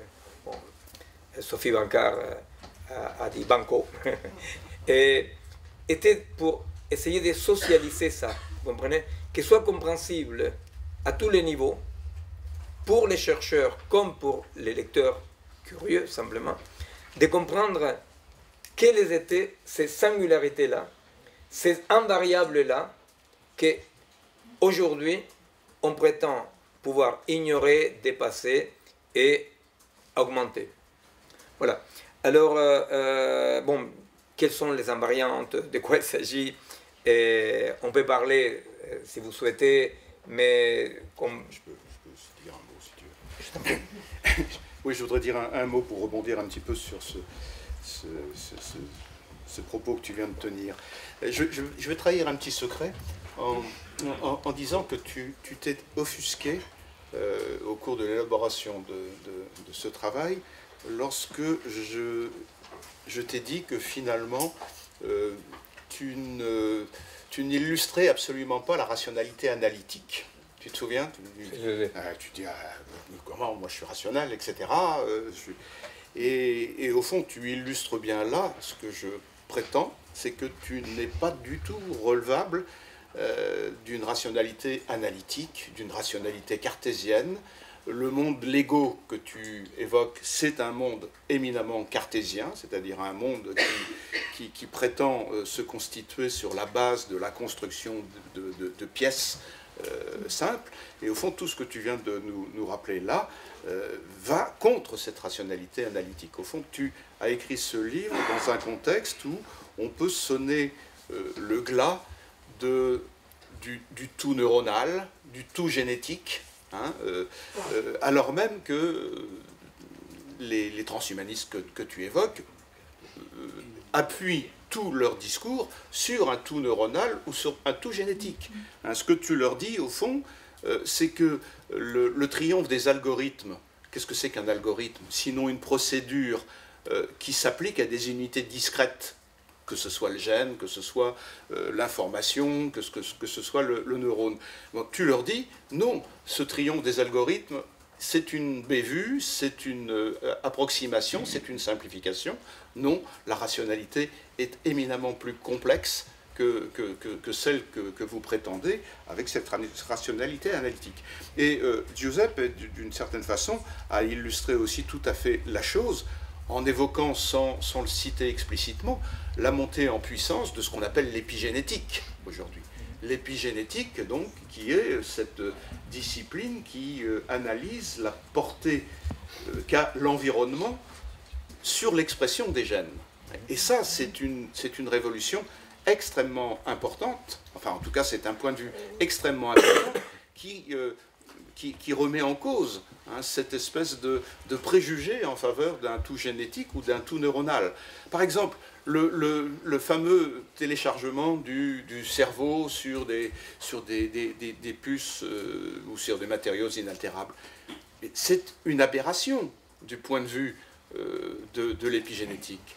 Il n'y a jamais un cerveau qui puisse fonctionner sans être immergé dans un environnement. Enfin, c'est aussi aberrant que ça. Donc, si je simule et si je copie ton cerveau et que je le mets dans un matériau qui le transforme en logiciel, quel sens est-ce que ça aura? Qu'est-ce qui restera de ton cerveau? C'est des choses aussi basiques que cela qu'il faut aussi pouvoir objecter à cette espèce de techno-idolâtrie qu'on trouve chez les transhumanistes. Et au fond, la singularité du vivant que tu évoques et que tu défends, c'est la mise en évidence du caractère imprédictible du vivant, parce que le vivant, il est soumis à des facteurs épigénétiques, qu'ils soient endogènes ou qu'ils soient exogènes. Hein. Il y a aussi des phénomènes endogènes qui rendent le vivant et le devenir d'un gène complètement imprédictible. Donc ça me paraît important. Et je voudrais juste, pour conclure, évoquer deux faits récents qui m'ont amusé en songeant précisément à mes conflits réguliers avec Laurent Alexandre. La première chose, c'est une information que j'ai vue, j'ai pas eu le temps encore de l'examiner d'un peu près, peut-être que Giuseppe était au courant, qui concerne les Amish. Parce que souvent, Laurent Alexandre, il me dit, bah, oui, mais toi, tu voudrais nous réduire à la situation des Amish, etc., en refusant... Bon, ce qui me fait évidemment un très très mauvais procès, parce que je ne suis pas technophobe, loin de là, mais les Amish, on vient de découvrir qu'ils étaient bénéficiaires d'une mutation visiblement génétique, hein, liée à des facteurs environnementaux vraisemblablement, donc à des facteurs épigénétiques, et qui leur accordent en moyenne 10 ans de longévité supérieure à celle du commun des mortels. Alors voilà les Amish tout à coup qui deviennent le fer de lance de la longévité que Laurent Alexandre voudrait nous administrer par voie de technologie. Ça, je trouve ça plutôt ironique. Ah ouais. Hein. Et puis, l'autre chose, dans la... Peut-être que vous avez suivi aussi la chose, concernant la baisse du QI, hein, puisque bon, ça l'obsède, le QI. Hein, mais la baisse du QI, dont on a pu montrer que vraisemblablement, elle pouvait aussi être liée à des perturbateurs endocriniens, qui affecteraient la glande thyroïde. Hein, on a montré depuis longtemps que le crétinisme était lié vraisemblablement à un dysfonctionnement de la glande thyroïde. Hein, on a pu montrer que les crétins, ceux qu'on appelait les crétins tout à fait sérieusement, avaient souvent un goitre, enfin bon bref, ils étaient affectés du côté de la glande thyroïde. Et il semblerait, les premières analyses le montreraient, que des perturbateurs endocriniens touchant la thyroïde d'individus se solderait par une baisse du QI. Ça, je trouve ça quand même intéressant, ces éléments-là, hein, qui vont à l'encontre de toutes ces annonces hype dont on nous récite. Voilà. Je voulais juste dire deux petites interventions, deux petites choses pour après passer au dialogue, si vous voulez bien. Une, c'est, je sais que c'est difficile de croire à quel point la polarisation du chercheur sur ce qu'il fait le fait perdre le contexte et l'essence de ce qu'il fait. Donc je vais donner un exemple, qui est un exemple que j'ai connu personnellement. C'est le professeur Ivan Izquierdo, qui est un argentin qui travaille sur la modification de la mémoire. Il y a deux laboratoires, un en Californie qui travaille sur l'électricité de la synapse et l'autre à Buenos Aires qui travaille sur la chimie donc de la synapse. Tous les deux cherchent à voir comment on peut modifier la mémoire. Alors Izquierdo, lui, qui est à Buenos Aires, est entre Buenos Aires et Brésil. Bon.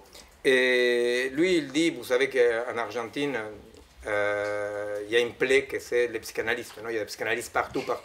Alors Izquierdo, il se moque, il dit, tu imagines, les psychanalystes, ils passent 15 ans avec quelqu'un qui a un gros trauma pour qu'à la fin, il reste avec le gros trauma. Mais ils disent, bon, ben voilà, c'est ce qu'il y a, comme on dit, c'est comme ça, c'est comme ça. En tant que moi, avec une molécule qui est une molécule très simple, c'est un bêta-bloquant, qui s'appelle, bon, le nom, c'est propanolol. C'est un bêta-bloquant bon, qui fonctionne d'une façon assez simple en principe, bon, c'est pas très affiné. L'idée c'est que, bon bref, l'objectif c'est écraser les souvenirs mauvais. Alors, Izquierdo dit, tu imagines, les gens ils sont emboulés, qui est le souvenir horrible de sa vie. Et alors, voilà, tu vois, c'est la possibilité de libérer les boulets. C'est très intéressant parce que là, Izquierdo, qui n'est pas du tout philosophe, ni anthropologue, ni rien du tout, il explique clairement ce qui est une déterritorialisation sauvage, vous comprenez? Je me déterritorialise de ma mémoire. Oh, alors je lui ai dit, mais Ivan, il s'appelle Izquierdo, mais il est plutôt de derecho, non? J'ai dit, mais Ivan, le problème c'est que tu vois, depuis Plotin, bon, Plotin, je vais lui expliquer que c'était pas en argentin, non, voilà. Et depuis Plotin, la seule identification qui existe de l'identité d'un être vivant, pas que d'un humain, est sa mémoire. Pourquoi? Parce que les propres d'un organisme vivant, c'est de perdre en permanence tous ces composants matériels, n'est-ce pas, pour les reproduire, n'est-ce pas? Et donc, la vérité, c'est que les vivants perdent en permanence, n'est-ce pas? Et alors, c'est quand même un mystère incroyable de dire comment je sais que je suis moi, n'est-ce pas? C'est-à-dire comment je sais que je suis moi, comment est-ce que quand je vais me rasser les matins, je dis bonjour monsieur, qu'est-ce que vous faites là, n'est-ce pas, à la glace, non? Alors, il y a des pathologies neurologiques, effectivement, dans lesquelles les mecs ne se reconnaissent pas à la glace, n'est-ce pas? Bon. Alors que je me demande comment tu peux être toi. Hein. Comment je peux être moi? Ça, non, mais ça, c'est une autre question, encore plus compliquée. Et alors, donc je lui ai dit, mais tu comprends, Ivan, historiquement, les humains et les vivants n'ont pas d'autre principe d'unité que sa mémoire. Pas que sa mémoire consciente, n'est-ce pas? Sa mémoire incorporée, la mémoire corporelle, la mémoire.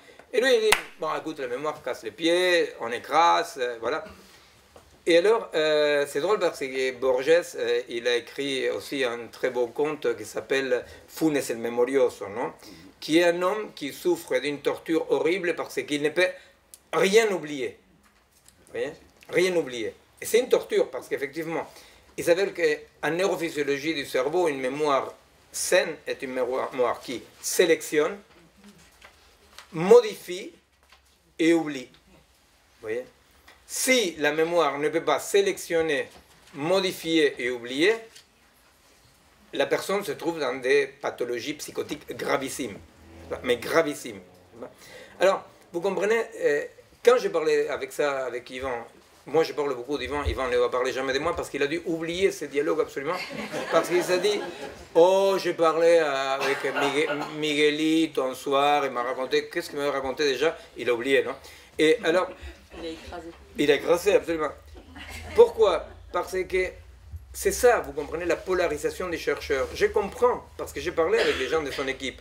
C'est fantastique, les mecs qui sont en train de travailler depuis 20 ans sur la production de ces bêta-bloquants, qui est capable d'écraser une transmnésique. Et les mecs, ils sont polarisés là-dessus, vous comprenez? Alors, quand j'arrive et je lui dis, mais tu comprends qu'est-ce que ça signifie? Pour l'autre, c'est comme si, effectivement, l'évêque de Milan, je viens faire la messe. Il dit, qu'est-ce qui me casse les pieds, celui-là? Qu'est-ce que ça signifie? Vous comprenez? Donc, je donne cet exemple parce que souvent, il est difficile, quand on est éloigné du monde des chercheurs, de comprendre comment il arrive le moment dans lequel il se demande, a-t-il une différence entre les Chinois et la machine? Bon, voilà, c'est comme ça, vous voyez? C'est-à-dire, pour Izquierdo de son équipe, ça fait 15 ans au moins qu'ils travaillent sur la production de ces bêta-bloquants. Ils sont obsédés pour voir si les rats a oublié les labyrinthes, vous voyez? Et voilà, c'est comme ça, c'est si simple que ça. Or, dans le vivant, dans la singularité du vivant, il y a quelque chose qu'on a beaucoup du mal à faire accepter, non?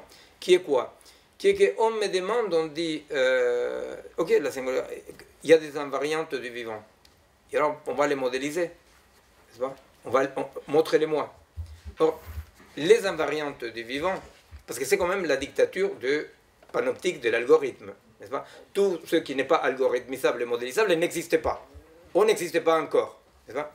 Or, une des singularités du processus du vivant est justement ce qu'en mathématiques, on appelle les résultats négatifs. Vous comprenez? C'est-à-dire constater que quelque chose n'est pas possible, mais que n'est pas une ignorance. Or, en mathématiques ou en physique, il n'y a aucun problème. Vous voyez, Heisenberg, lui, les principes d'incertitude, lui, il dit, on ne peut pas savoir la position et la vitesse. On ne peut pas savoir. Il y a un non-savoir. Vous comprenez? Mais personne n'a dit, Heisenberg, il est idéaliste, il est ignorant. Non, lui, il montre rationnellement qu'il y a du non démontrable. Les fameux théorèmes de Gödel. Les théorèmes de Gödel, le premier et le deuxième théorème de Gödel, montrent que si on a la complétude d'une axiomatique, on ne peut pas avoir la consistance. C'est-à-dire que, bon bref, et réciproquement. Si on a la consistance, ça veut dire, pour le dire avec des mots, pour parler à un chrétien, c'est-à-dire que si je veux avoir un ensemble cohérent, non, qui soit tout à fait complet, hein, c'est-à-dire je veux par exemple connaître comment fonctionne un système. Si je veux connaître le système dans sa complétude, je dois m'avaler des contradictions dans le système. Vous voyez? Si je veux avoir un système sans contradiction, je dois accepter que mon système sera incomplet. Vous voyez? Bon, bref, qu'est-ce que les fameux théorèmes de Gödel? Ben, ils montrent, et c'est tout à fait accepté, que la rationalité doit faire avec le non connaissable, non pas comme ignorance. C'est là où effectivement la rationalité, jusqu'à il y a un siècle, allait restreindre, non? Le rationnel à l'analytiquement prévisible était rationnel seulement ce qui était prévisible. On a passé un siècle dans lequel on a incorporé l'aléatoire, on a incorporé l'incertitude, on a incorporé tout ça. Et voilà que le monde de l'algorithme digital fait un pas réactionnaire, algorithme conservateur, on va le dire à l'autre, non, d'un siècle en arrière, dans lequel il revient à dire quelque chose que ça fait un siècle était une révolution pour la pensée. Il revient à dire est rationnel seulement l'analytiquement prévisible, vous comprenez? Or, ça fait un siècle que la rationalité humaine s'est élargie. Pourquoi? Parce qu'il a incorporé la négativité et a incorporé le non-savoir structurel. Eh bien, dans le monde de l'intelligence artificielle, dans le monde de l'algorithme, il y a un saut en arrière d'un siècle dans lequel toute cette rationalité plus floue, plus souple, plus puissante, qui pouvait cohabiter avec les non connaissables, et qui dit d'un point de vue anthropologique ou psychologique, cette rationalité qui peut accepter que la négativité fait partie de la vie, qu'on ne peut pas avoir une vie d'une pure positivité, que la mort fait partie de la vie, qu'il n'y a pas une vie dans laquelle on pourrait exclure toute contrainte, n'est-ce pas? Alors, effectivement, il y a un pas en arrière dans la rationalité, mais il y a un pas en arrière aussi d'un point de vue anthropologique, philosophique et de la sagesse, parce qu'effectivement, on revient à l'intolérance d'un système idéologique fermé qui cherche à exclure la négativité de notre vie. Et nous savons politiquement qu'est-ce qu'a donné chaque régime politique qui a voulu exclure la négativité, n'est-ce pas? Parce que à exclure la négativité, il n'y a que les retours de l'exclusion. Juste un dernier mot, effectivement, j'ai constaté qu'il n'y a pas d'hispanophone, ou presque pas dans la salle, quand on a dit que mon modèle, que je travaille depuis 20 ans, s'appelle Mamotreto, je l'appelle Mamotreto, n'est-ce pas? Parce que, effectivement, je l'appelle Mamotreto parce que Mamotreto, en espagnol, de l'Argentine, dans tout le cas, de l'Uruguay, veut dire les n'importe quoi. C'est-à-dire que, par exemple, quand quelqu'un fait un programme politique dans lequel il dit comment la vie doit être, on dit c'est un mamotreto.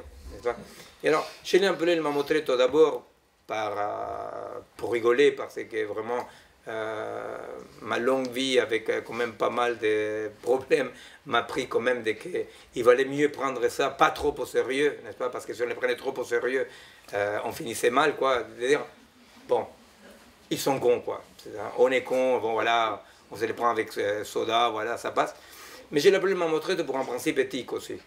Pour un principe éthique. Et le principe éthique est le même principe, je me permets avec la vieillesse de faire un rappel juste autobiographique, c'est le même principe qui a fait qu'une minorité de camarades dans la résistance contre la dictature, on disait quelque chose qui rendait fou les théoriciens plus politiques de la résistance, non? Dans la guérilla, non? Notamment dans les RP. On disait, j'avais écrit dans un article d'une revue, mes responsables ont failli me tuer, n'est-ce pas? J'avais écrit une phrase qui les a rendus fous, et qui pour moi était toute ma vie des principes éthiques fondamentaux. Et j'écris, je suis prêt à aller en tôle dans la lutte pour la résistance.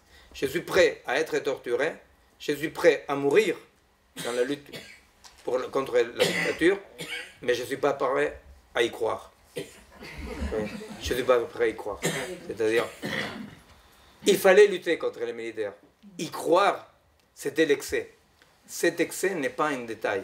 Cet excès, c'est ce qui fait que quand on gagne, ce qui arrive est pire de ce qu'il y avait avant. Vous comprenez?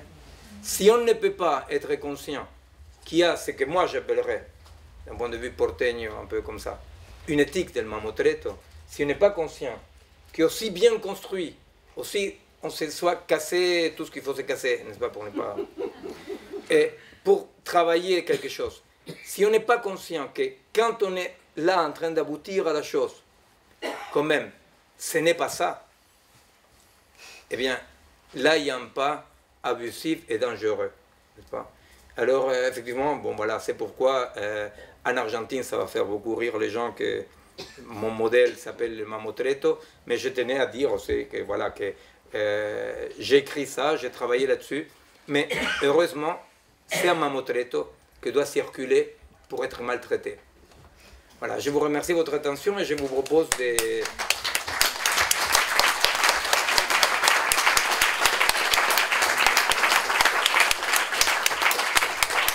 Je vous propose donc, comme d'habitude, dans les soirées du collectif Malgré tout, d'échanger. Si vous voulez dire qu'est-ce que vous pensez d'un livre que vous n'avez pas lu, c'est très très bien.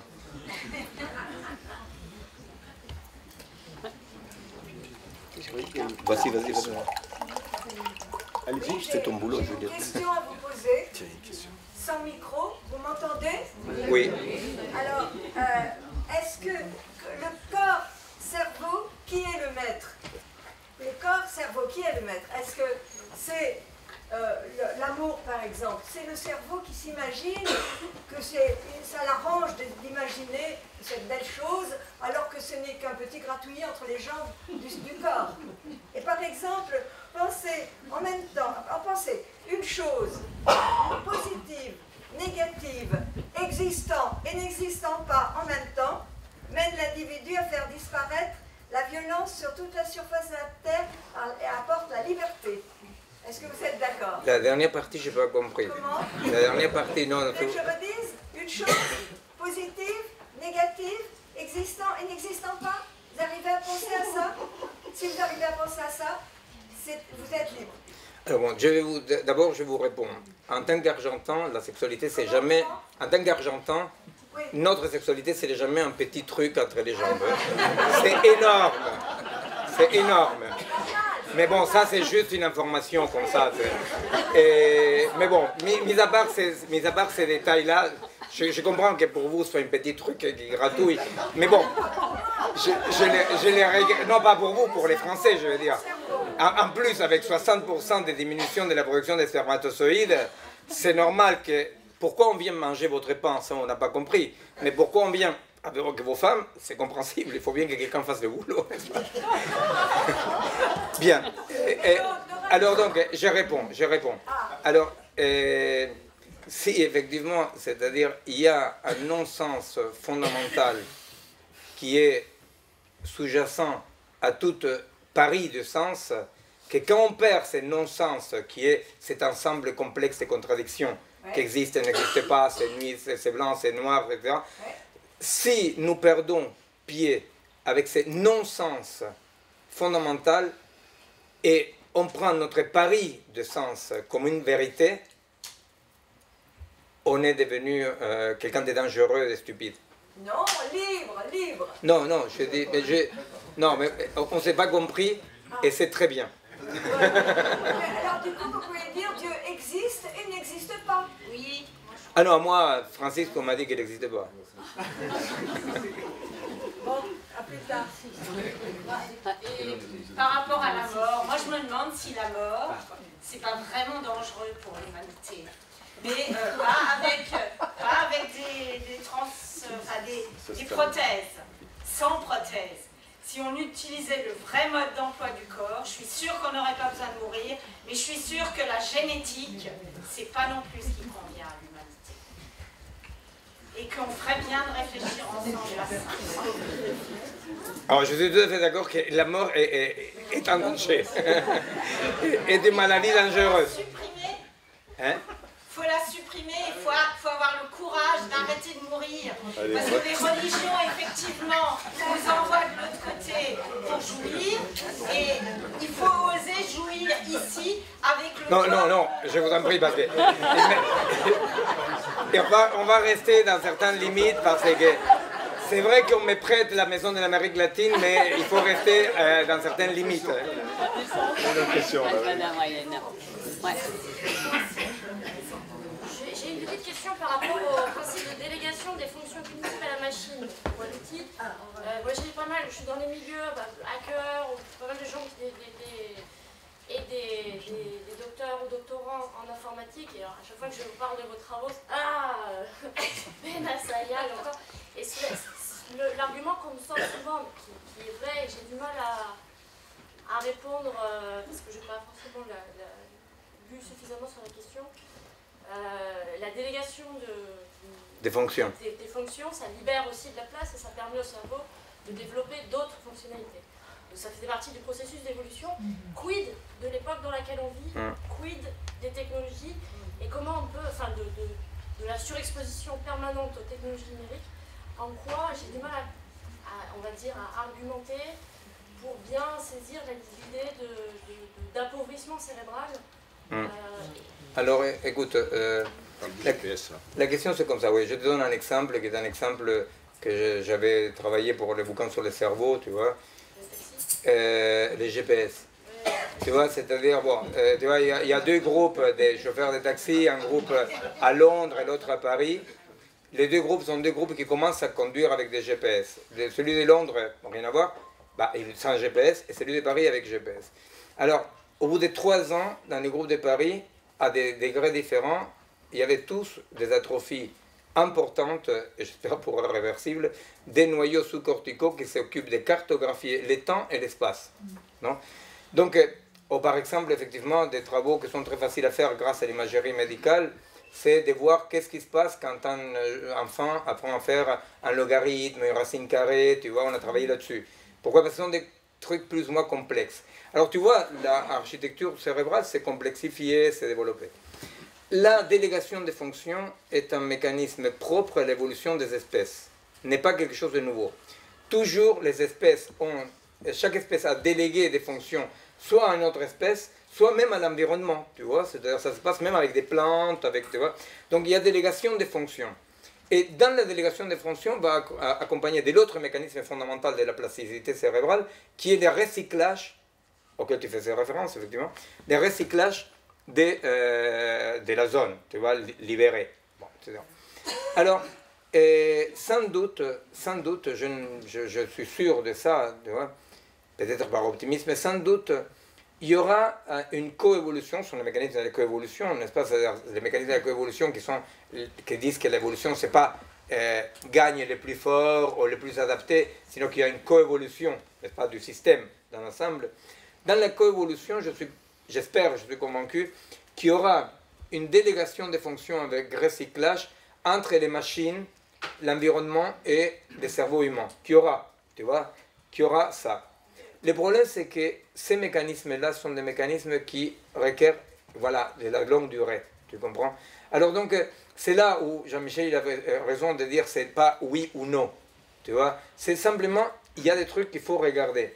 Parce que, tu vois, quand tu mets, par exemple, l'écriture, la lecture et l'écriture, c'est 4000 années à la Mésopotamie, tu vois, et aujourd'hui encore, il y a des peuples non alphabétisés, tu vois. Donc, cette délégation des fonctions, tu vois, implique aussi un recyclage lent, contradictoire. L'illusion de que la vraie vie était dans l'écrit, ça existait aussi, tu vois, mais il y a comme un dressage, tu vois, une domestication de l'écriture, et petit à petit, voilà, tu vois.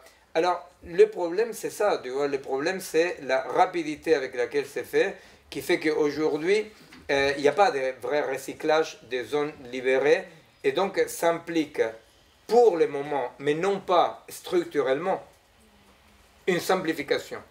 Alors, là où il a raison, là où ils ont raison les techniciens, tu vois, qui travaillent en neurosciences, etc., là, ils ont raison, c'est qu'on est dans un pivot évolutionnaire dans lequel l'homme, le cerveau humain, va exister un réseau, effectivement, avec des machines, avec des écosystèmes, tu vois, c'est-à-dire qu'effectivement, il y aura des délégations de fonctions, recyclage, et il y aura, cette hybridation va donner que la bête va changer, tu vois, la bête sera autre chose, tu vois, on va exister avec l'ordinateur, avec les circuits, tu vois. De la même façon que, par exemple, il y a un travail d'un Français, je ne me souviens pas les noms aujourd'hui, qui a travaillé sur la coévolution chien-homme, qui montre comment il y a eu délégation des fonctions dans les deux sens et recyclage, qui ont, entre autres, permis la parole à l'homme, tu vois. Donc, certainement, il y aura, tu vois, entre les machines et l'hybridation, il y aura un recyclage qui va produire un autre mode d'être dans le monde. Mais aujourd'hui, pour aujourd'hui, il y a deux choses. Une, c'est la rapidité, mais l'autre, c'est que du côté technicien, on ignore qu'il y ait une singularité des fonctionnements propres vivants. Tu comprends? Donc, ils traitent les vivants comme si c'était des circuits intégrés, tu vois. Et alors, là, ça fait bobo. Tu vois, là, ça fait bobo parce que il y a quelque chose que, bien entendu, que les Klebs ne s'est pas dit, je dois respecter la singularité de l'homme, tu comprends, dans ses coévolutions. Mais ça se respecte par la longue durée, tu comprends. En tant qu'ici, il y a cette conviction de que tout est algorithme qui va très rapide et qui, par ignorance de la singularité, l'écrase. Alors, je suis d'accord avec tes copains qui disent Benassaya poire, parce qu'ils ont raison, tu vois, c'est-à-dire l'hybridation est un fait et j'espère que les hackers sauront avoir une utilisation transgressive de la machine pour domestiquer la machine. Tu vois, je n'arrête pas de faire des appels de pied aux hackers pour dire effectivement c'est vous qui devez trouver l'utilisation transgressive de la machine. Mais il faut une utilisation transgressive de la machine qui permette que cette hybridation ne se fasse pas par une unidimensionnalisation, tu vois. Oui. Oui, moi je voulais juste poser une question très simple, mais qui peut en même temps aller plus loin. Si on considère que la nature a horreur du vide, vous ne pensez pas que ce nouveau remplissage pourra se faire, sinon spontanément, du moins par le... Vous disiez tout à l'heure qu'on ne connaît pas très bien les mécanismes de l'être humain. Est-ce qu'il n'y aura pas un jour, comme l'histoire du rat qui quelque part découvre l'entrée dans le labyrinthe pour aller jusqu'au morceau de gruyère, et à ce moment-là sur la Terre, tous les autres rats quelque part ont gagné également génétiquement quelque chose? Ne pensez pas que l'homme lui aussi pourra par lui-même, sans l'apport de la machine, trouver quelque chose, une solution qui permettra que le remplissage se fasse de lui-même, en d'autres termes, avec peut-être l'aide de la machine, mais une aide simplement. C'est-à-dire, c'est la question, si j'ai bien compris, en fait, la réponse va dans le sens de ce que j'ai dit tout à l'heure, de l'importance des résultats négatifs en science. Et moi, je ne suis pas parmi ceux qui pensent de façon un peu moderne que la science est cette conquête virile qui avance contre l'obscurité, que les lumières un jour régneront. Je pense qu'il y a des changements des clairs-obscurs. Chaque époque, tout ce qu'il fait, c'est modifier les clairs-obscurs, n'est-ce pas? Alors, non, moi je pense qu'il n'y aura aucun moment dans lequel il y aura une connaissance du labyrinthe, parce que je ne pense pas qu'il y ait un labyrinthe. Moi, ce que je pense, c'est qu'il y a un réaménagement permanent des clairs-obscurs dans lesquels, aujourd'hui, la machine digitale s'incorpore, mais, espérons-le, en hybridation et non pas en colonisation, quoi. Bonsoir. Moi j'ai une question. J'ai bien compris lorsque la demoiselle vous a interrogé sur, comment dirais-je, la possibilité, est-ce que les hackers puissent changer quelque chose, qu'il faudrait qu'on devienne tous hackers. En fait. Donc, en espérant que nous deviennent tous et qu'on puisse trouver une alternative à cette hybridation qui ne prend le pas, puisque vous avez fait comprendre qu'on vivait dans une société transhumaniste à grande tendance algorithmique. Si on devient hacker, est-ce que vous pensez qu'on pourra empêcher cette hybridation totale telle qu'on a pu le voir par exemple dans un film comme Robocop, ou tel qu'on a pu l'imaginer dans un futur dystopique de Terminator, ou par exemple ce qu'on pourrait éventuellement nous imposer du genre, bon ben voilà, ce sera ça, parce qu'on veut nous imposer l'intelligence artificielle au détriment de l'eugénisme. Alors, la question qui est difficile à comprendre en général, c'est qu'on a une vision naïve des appareils, de tous appareils. On pense que l'appareil est au service d'un être humain qui reste le même tout en l'utilisant. N'est-ce pas? C'est-à-dire, la vision comme ça naïve est celle-là. On croit que voilà, avant je n'avais pas de portable, aujourd'hui j'ai un portable, je suis le même, simplement maintenant je peux appeler ma femme pour dire que vous voulez des asperges, par exemple. Et que c'est grosso modo, non, l'utilisation, mis à part regarder des films porno, je sais pas, quand vous pensez toute cette technologie au service de la masturbation, il y a de l'espoir de que la chose, à un moment donné, se casse, non? Mais bon, et c'est une parenthèse. Mais la question, c'est que on a du mal à réaliser qu'on n'a pas de machines à notre service. On a du mal à se rendre compte que même à niveau du portable, l'utilisation du portable va formater, limiter et orienter le message. On a du mal à se rendre compte de ça. On a du mal à se rendre compte que ce n'est pas vrai qu'on dit la même chose avec les portables que sans portable. Ce n'est pas vrai qu'on pense pareil. Alors c'est pour ça que tout mon travail en neurophysiologie était de montrer avec des outils du quotidien comment cet outil modifie.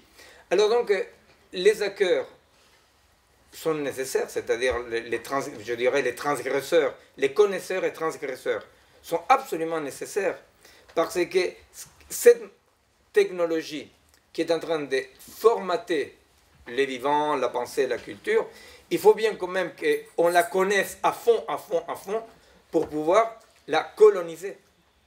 Alors, moi je pense qu'il ne faut surtout pas avoir une attitude de refus, phobique, technophobe. Au contraire, il faut, ceux qui peuvent, et moi je ne peux absolument pas, je n'ai même pas de portable, mais effectivement, ceux qui peuvent, c'est eux qui pourront ouvrir des brèches dans cet état monolithique, n'est-ce pas, du sens unique.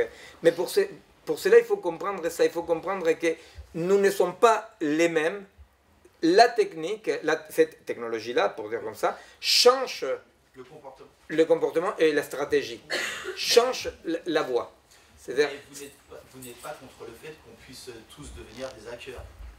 Non, mais moi je pense qu'il faut qu'on essaye tous, le mieux possible, de connaître, maîtriser, pénétrer cette machine-là, et contre les illusions, par exemple, qui parlent de la démocratie Internet.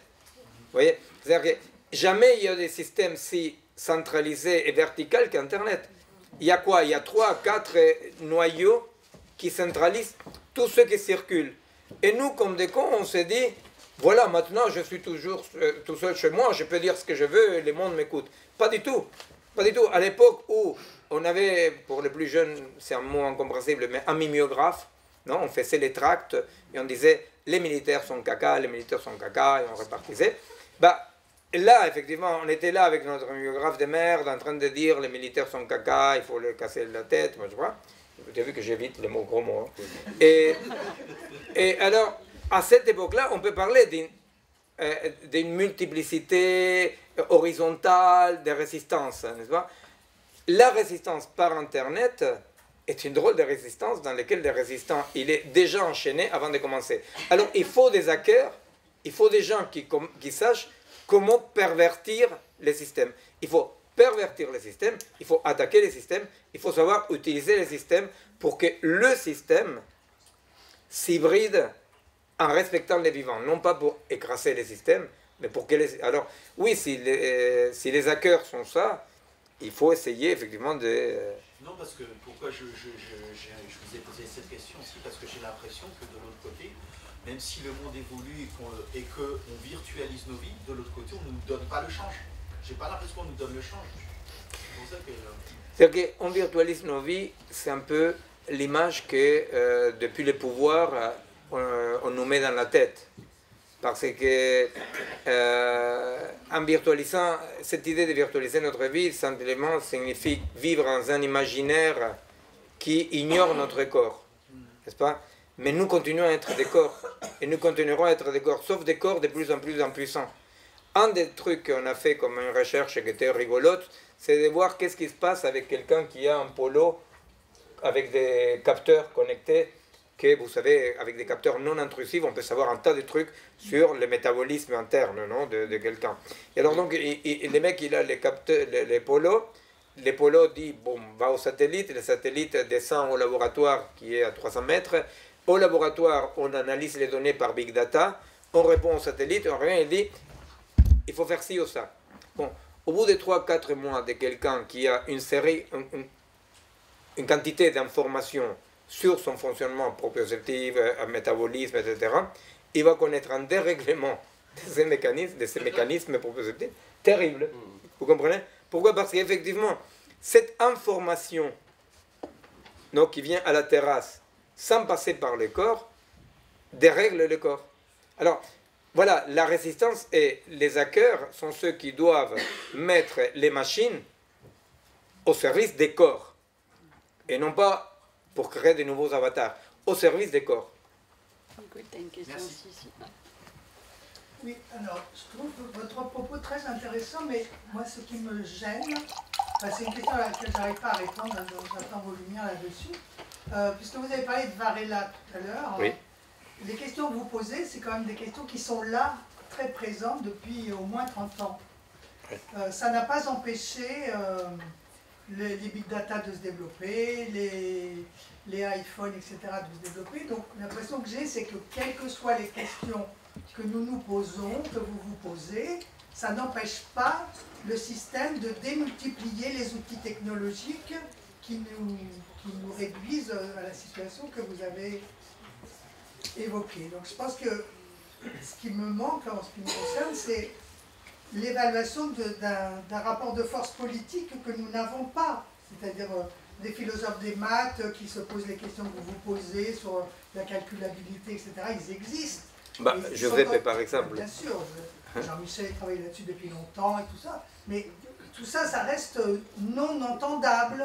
Oui. Même une radio comme France Culture en ce moment n'arrête pas de nous balancer des trucs sur l'intelligence artificielle, oui, avec des bouquins qui viennent des États-Unis en nous disant qu'en France, il n'y a personne qui s'occupe de ça. Si, c'est-à-dire qu'il faut savoir par exemple... Qu'est-ce qu'il faut faire pour que ça prenne de l'ampleur? Les hackers dont vous parlez, pour l'instant, ils ne travaillent pas à transgresser le système. Ils sont employés par les services de sécurité pour lutter contre les... On met un peu tout et n'importe quoi dans les hackers. Juste, les hackers, ça va des hackers qui travaillent en Corée du Nord pour des régimes fascistes. Ils sont tombés les hackers, c'était pas le fondement. C'est un terme un peu fourre-tout, qui retrouve une réalité plurielle, diverse. Et il ne s'agirait surtout pas de... J'ai eu tort de parler espérons-le. Non, par rapport à votre question, et il faut savoir, peut-être vous le... Non, il faut savoir, peut-être vous le savez, mais pour avoir une idée concrète. Il faut savoir par exemple que des amis philosophes, par exemple des Philosophies Magazine, des philosophes comme ça formés à la philosophie française, sont tout à fait intéressés pour développer ou le développement du logiciel éthique pour la Google Car. Vous voyez? Ça veut dire quoi? Ça veut dire que, vous savez, la Google Car, c'est la voiture qui se conduit toute seule, n'est-ce pas? Et alors donc, la question majeure, c'est, il faut quand même que la Google Car sache s'il faut écraser les mômes ou les chats. Non, le moment venu, est-ce qu'il faut écraser les mômes ou les chats? Alors donc, vous comprenez, si des philosophes sont en train de travailler aujourd'hui en France, n'est-ce pas, avec la technophobie française, sont en train de travailler sur l'idée de qu'il pourrait y avoir un logiciel éthique. Vous comprenez? Donc, c'est pour commencer la réponse. La question, c'est que c'est normal qu'il y a 30 ans, 40 ans qu'on est dans ces mondes-là et qu'on est ébloui, fasciné par ces mondes-là. Vous comprenez? On est fasciné parce qu'il est fascinant. C'est-à-dire, c'est vrai que c'est fascinant tous les nouveaux possibles qui sont donnés à l'humanité, n'est-ce pas? Alors, il y a eu un grand élan d'un côté, avec une fascination totale. Varela, qui était mon ami, qui était quand même quelqu'un que j'ai continué à respecter, il faut savoir qu'une différence fondamentale que j'avais avec Varela, c'est que lui, il travaillait avec Jean Petitot, et il travaillait dans le sens de la possibilité de la reproductibilité technique du vivant. Hein? Et pour cela, et c'était notre point de désaccord fondamental, pour cela, dans la définition du vivant, il enlevait la reproduction. N'est-ce pas? Alors, au fait, ce qui s'est passé, c'est qu'il y a 30 ans de domination, effectivement, et d'expansion des technologies, et ben voilà, c'est-à-dire, c'est normal que ce ne soit que maintenant qu'on commence aussi à voir la contrepartie, vous comprenez? Il y a un côté tout bêtement de sagesse, d'histoire, des rites et des rythmes, n'est-ce pas, qui sont nécessaires. C'est-à-dire, ça aurait été très difficile à l'époque de Wiener, à l'époque, vous voyez, du début, comme ça,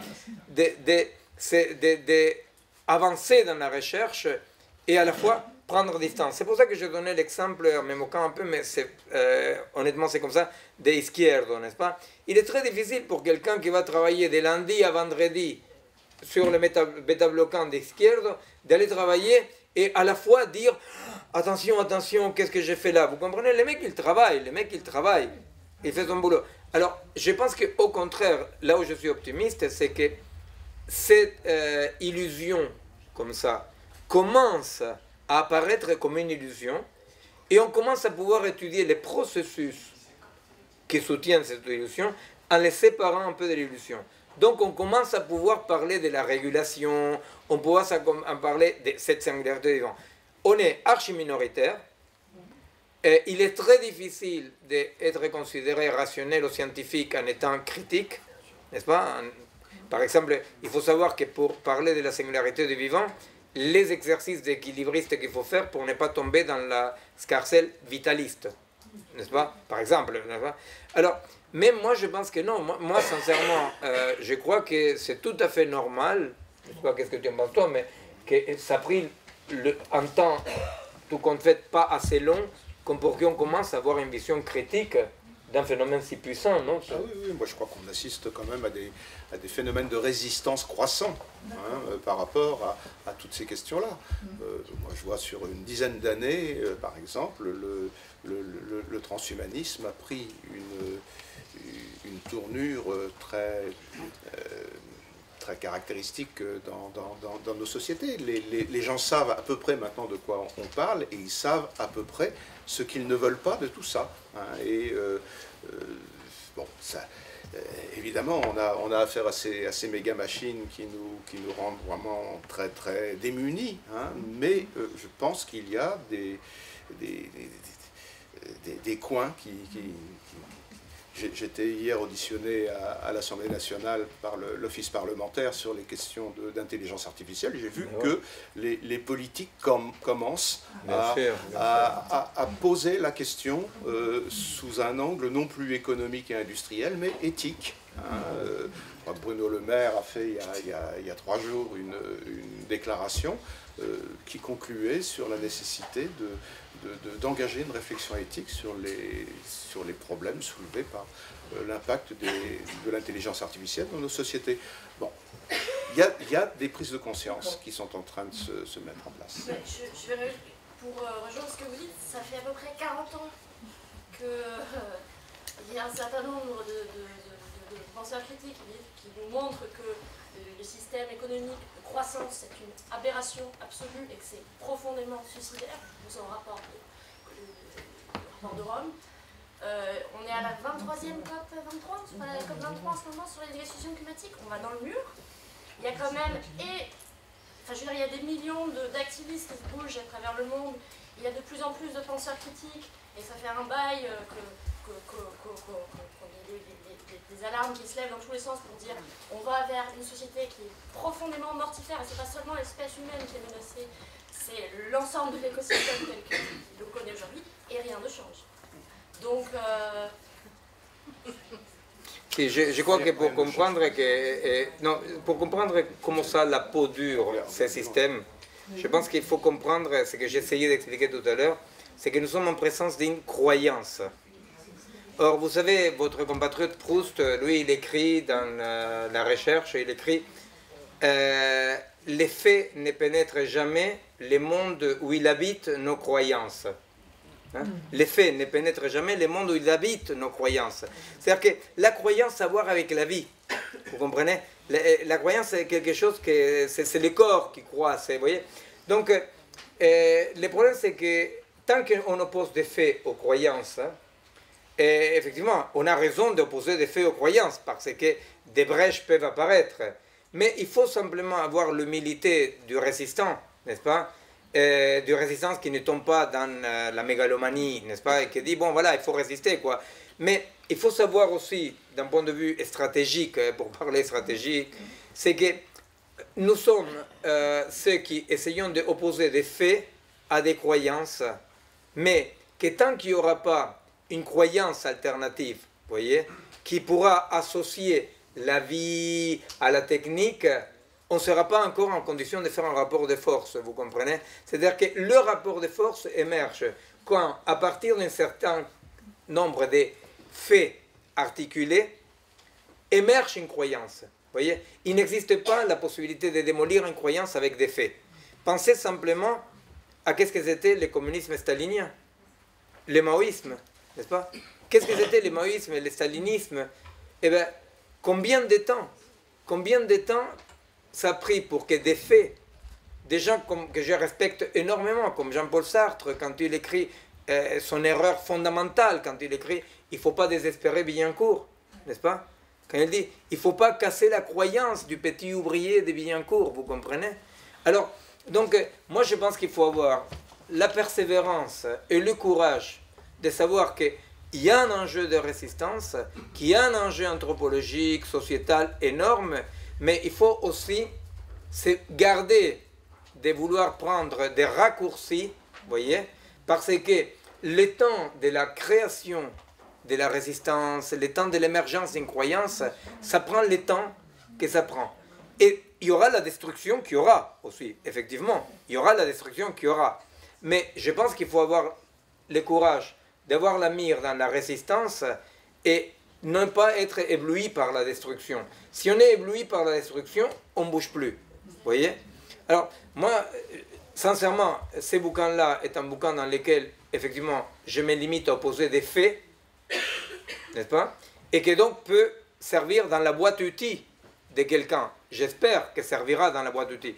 J'ai eu la grande joie dans ma vie de que plusieurs de mes travaux, de mes bouquins, ont servi dans des boîtes outils différentes, n'est-ce pas? J'espère que celui-ci servira à la boîte outils. Mais il ne faut pas se faire des illusions. Nous sommes dans un moment dans lequel encore on est opposé des faits à des croyances. Tous les savoirs sur les perturbateurs endocriniens, tous les savoirs sur la bêtise des big data, que comme dans un article qu'a fait Giuseppe, montre qu'on peut corréler tout avec tout, n'est-ce pas? C'est-à-dire que tous les faits qui montrent les énormes talons d'Achille du système, ce n'est pas ces faits-là qui vont faire tomber la croyance. La croyance tombera quand, en développement des pratiques joyeuses, alternatives, n'est-ce pas, on pourra opposer à cette croyance le post-organique une croyance de la joie du vivant. Vous voyez, on ne pourra pas s'en sortir simplement avec la rationalité des faits. Or, une croyance, un réenchantement du monde, comme on dirait, n'est-ce pas, qui réenchante le vivant et qui disent la fragilité du vivant est plus désirable que la brutalité du post-humain, n'est-ce pas, tant qu'il n'existe pas cet réenchantement de la vie, eh bien, on ne pourra pas faire un rapport de force. Pour le moment, notre boulot, ce n'est pas de créer des récits comme des publicitaires stupides, n'est-ce pas? Notre boulot, c'est d'avancer les faits et de résister. Chacun à sa façon, hein, comme ceux qui résistent à l'aéroport, ceux qui sont des lanceurs d'alerte, chacun résiste comme il peut. Mais il ne faut pas se faire d'illusions, ça je le dis en tant que vieux commandant, eh bien, il ne faut pas se faire d'illusions par rapport à la période dans laquelle on est, vous comprenez? Parce que c'est une erreur fondamentale de se tromper dans quelle période de la résistance on est. On est dans la période dans laquelle il faut cumuler des faits, résister comme on peut à l'horreur, et surtout pas vouloir prendre des raccourcis. Parce que les raccourcis ont une tête très claire, pas pour les gens qui sont ici, mais ça a la tête de tous les intégrismes religieux et sectaires qui aujourd'hui s'opposent à cette barbarie technologique. Parce que personne ne peut comprendre le développement du terrorisme islamiste, n'est-ce pas, s'il ne comprend pas que c'est l'autre patte du même corps et qui fonctionne de façon spéculaire avec la barbarie technologique du post-organique. Vous comprenez? C'est parce que nous sommes dans la barbarie du post-organique que les autres nous disent « Vous, vous croyez libre de tout, nous, on va vous montrer que vous êtes libre de rien. » Vous comprenez? Avec des instruments archaïques. Avec des instruments archaïques et avec des corps qui saignent. Chez nous, en Amérique latine, la version intégriste, fondamentaliste, elle est beaucoup plus sympa. c'est le retour des traditions indiennes, n'est-ce pas? Mais effectivement, moi je pense qu'il n'y a pas de raccourci. Il n'y a pas de raccourci. Chez nous, ça se passe de façon plus sympathique. Effectivement, les jeunes vont vivre dans des communautés indiennes. C'est très rigolo parce que quand j'étais jeune, les Indiens voulaient venir vivre à Buenos Aires. Aujourd'hui, les jeunes de Buenos Aires veulent vivre avec les Indiens. C'est très mignon. C'est moins mignon quand quelqu'un dit face à cette horreur, n'est-ce pas, virtualisant, je coupe des gorges. Mais les deux sont des raccourcis.